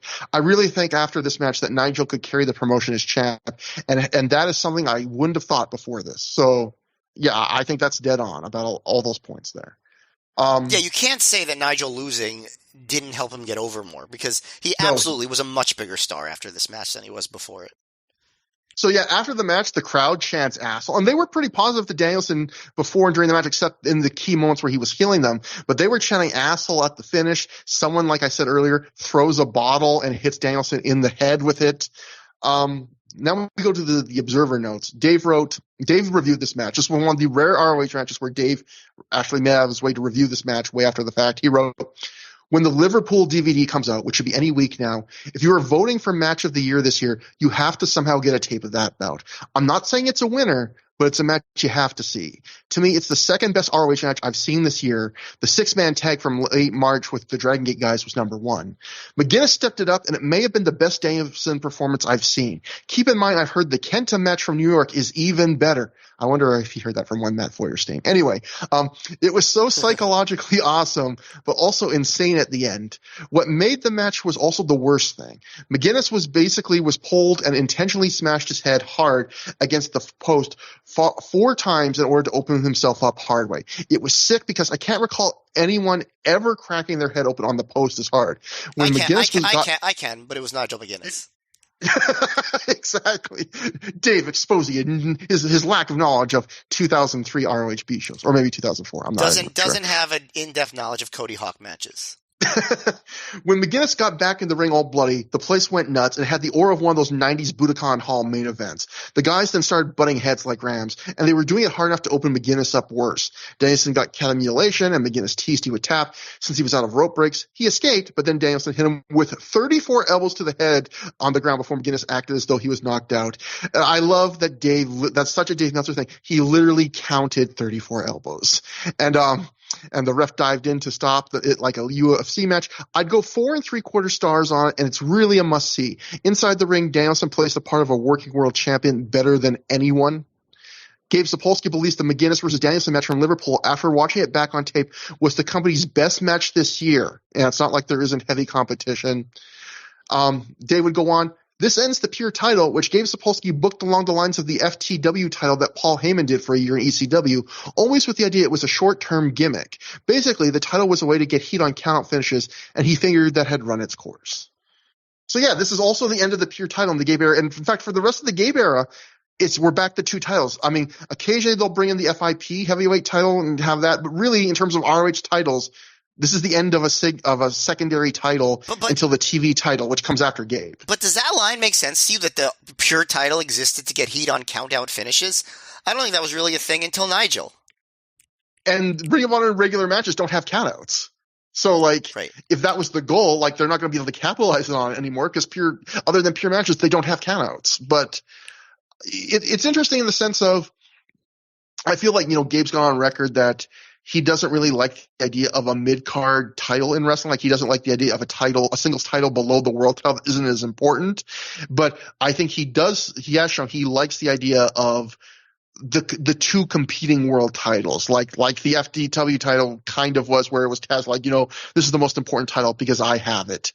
Or RVD with the TV title was kind of like that in ECW.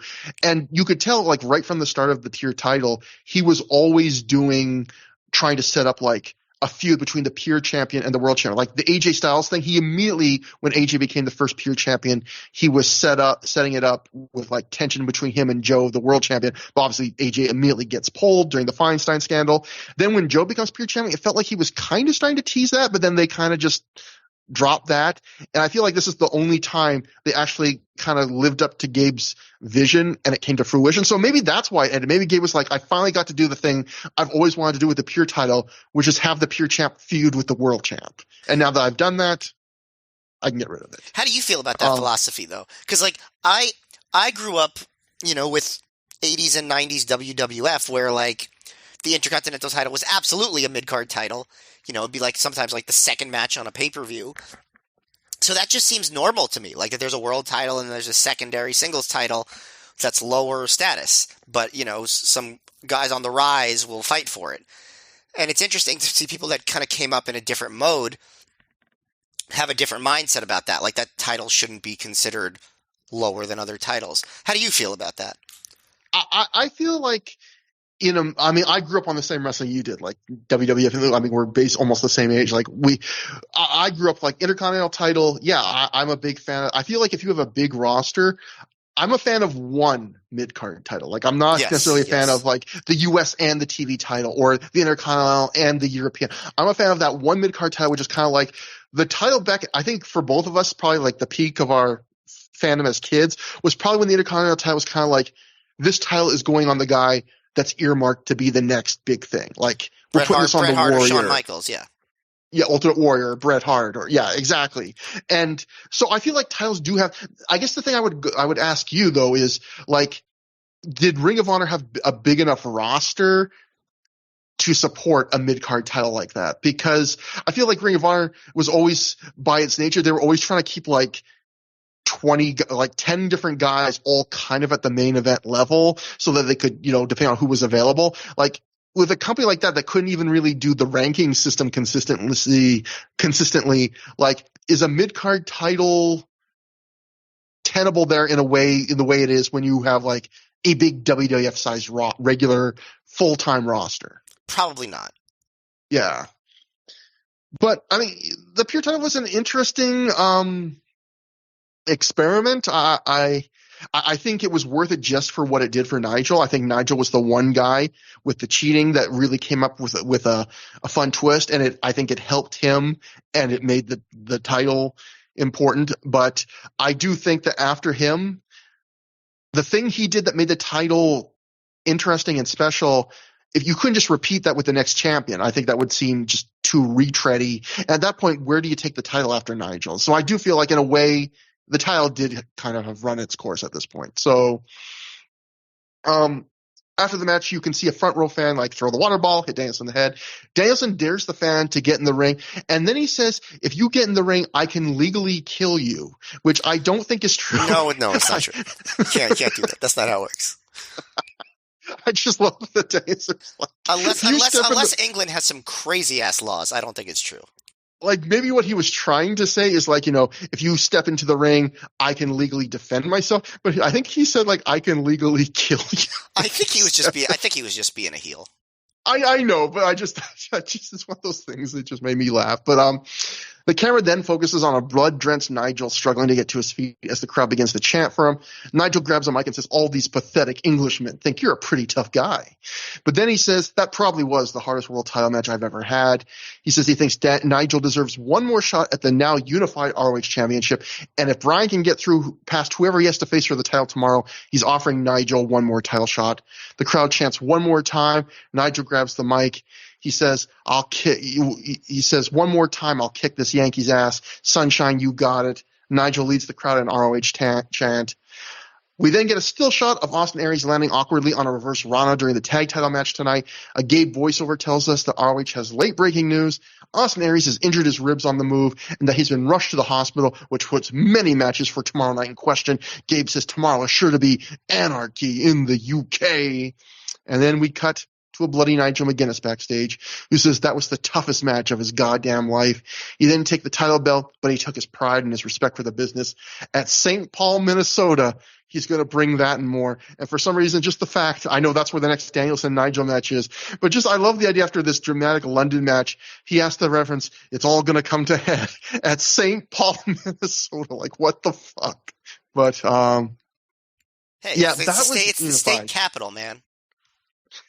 Wade Keller will be there live. So that was unified. So I guess, Matt, to kind of return to a question at the start, did this I think this show was great. I think, there was a bunch of average stuff, but I think the crowd elevated it, and I think there was two really great matches at the end of the night. Plus, I think I enjoyed the tag, the Noah UK tag, and the Richards Rave match. But I guess so I think this is a great show, one of the better shows of the year. But I will ask you the question we kind of started off with, which is, did this feel like an authentic show when you didn't have Joe, when you didn't have Homicide, when you didn't have Christopher Daniels? In my opinion, it did. It felt like a weird, authentic Ring of Honor show, but I feel like they did enough by the end of the night, and the crowd actually made it feel like an authentic Ring of Honor show. It did feel like a big Ring of Honor show, and I think that's a huge win for the company, considering they had to do without all those guys. Yeah, I mean, it better feel authentic because all those guys are going to leave soon. Yeah. So, yeah, I think so. I mean, there's been plenty of ROH shows where they haven't had the full roster, plenty of shows where they've relied on some guests. I think that the undercard, like in the first half was weak enough that it wasn't like the best show of the year. There's stuff from the WrestleMania weekend that just had more consistently great stuff. But you're not going to get a better 1-2 punch than that last two matches on this show. Plus, there was at least one other match that I liked a lot. So I thought this was a really, really, really good show. Probably not the best of the year, but, the top tier for sure. And if it's in the top tier for 2006, that means it's in the top tier in company history. So yeah, very, very, very, very, very good show with, I think two absolute classic matches to end the show. How many shows can say that? Two classics to end the show. It always goes back to like my thing about like if a match has like a special end, like does the rest of the match matter? Like the rest of the show could have been worse than it was if you end with it would have been at that point almost like WrestleMania 10 where you have like two blowaways.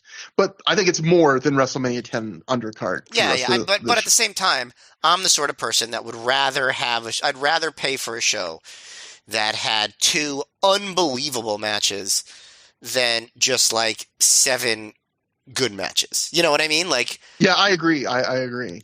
Give me something I'm going to remember, like for a exactly. decade or more. Exactly. So as always, if you want to contact us through the years at gmail.com, that's THROH for through, at Trevor Dame on Twitter, at Mayor MGF on Twitter. And I also want to plug a podcast that Matt did that our listeners might like. Now, it's still in my queue. I've been so busy, and especially I had to listen to a bunch of podcasts for this episode to do research. But Matt, you were on a show I've been on a couple of times, the show with Quentin and Tim. The Q&T podcast. Yeah, the Q&T podcast on the We Don't Know Wrestling Podcast Network. You can get to their Twitter account for the show at QANDTARE. QNTR is how it comes out, is their Twitter. And you did a show covering the latest Ring of Honor pay-per-view. Matt Feuerstein on a podcast talking about Ring of Honor. Doing modern Ring of Honor. That's a rare treat for me, and I had a really good time. Yeah, like we obviously we're a retro podcast. We're not talking about modern Ring of Honor. So if you want like the rare thrill of one of us talking about modern Ring of Honor, I can't wait actually to listen to that. Yeah, and I'm actually curious if you ever do listen, because there's a conversation that I bring up on that show that I'd definitely be curious to hear your thoughts on. But I will let the listeners and Trevor hear it for themselves. And finally, I also want to thank again, Alan, if you're listening to this in 2028, thank you so much. I know you weren't feeling great. Thank you so much for giving your time. Matt, you weren't feeling great. I know you got a busy time coming up. Yeah, I apologize if you hear any coughs or sneezes. I tried to mute it, and I will go through. I didn't hear anything. Yeah, and I will go through to double check. But if something slips through, I apologize. Matt, you sounded great. Honestly, you guys did better than this 100% healthy person. So sure. Next time on the show, we will be covering the second half of this ROH special UK double shot, Anarchy in the UK. What do you do when two of your big stars in Austin Aries and Nigel McGuinness get hurt and you have to completely shift the cards? You have Bryan Danielson work 2 matches. So that's for that. So until next time, have a good time. Have a great time.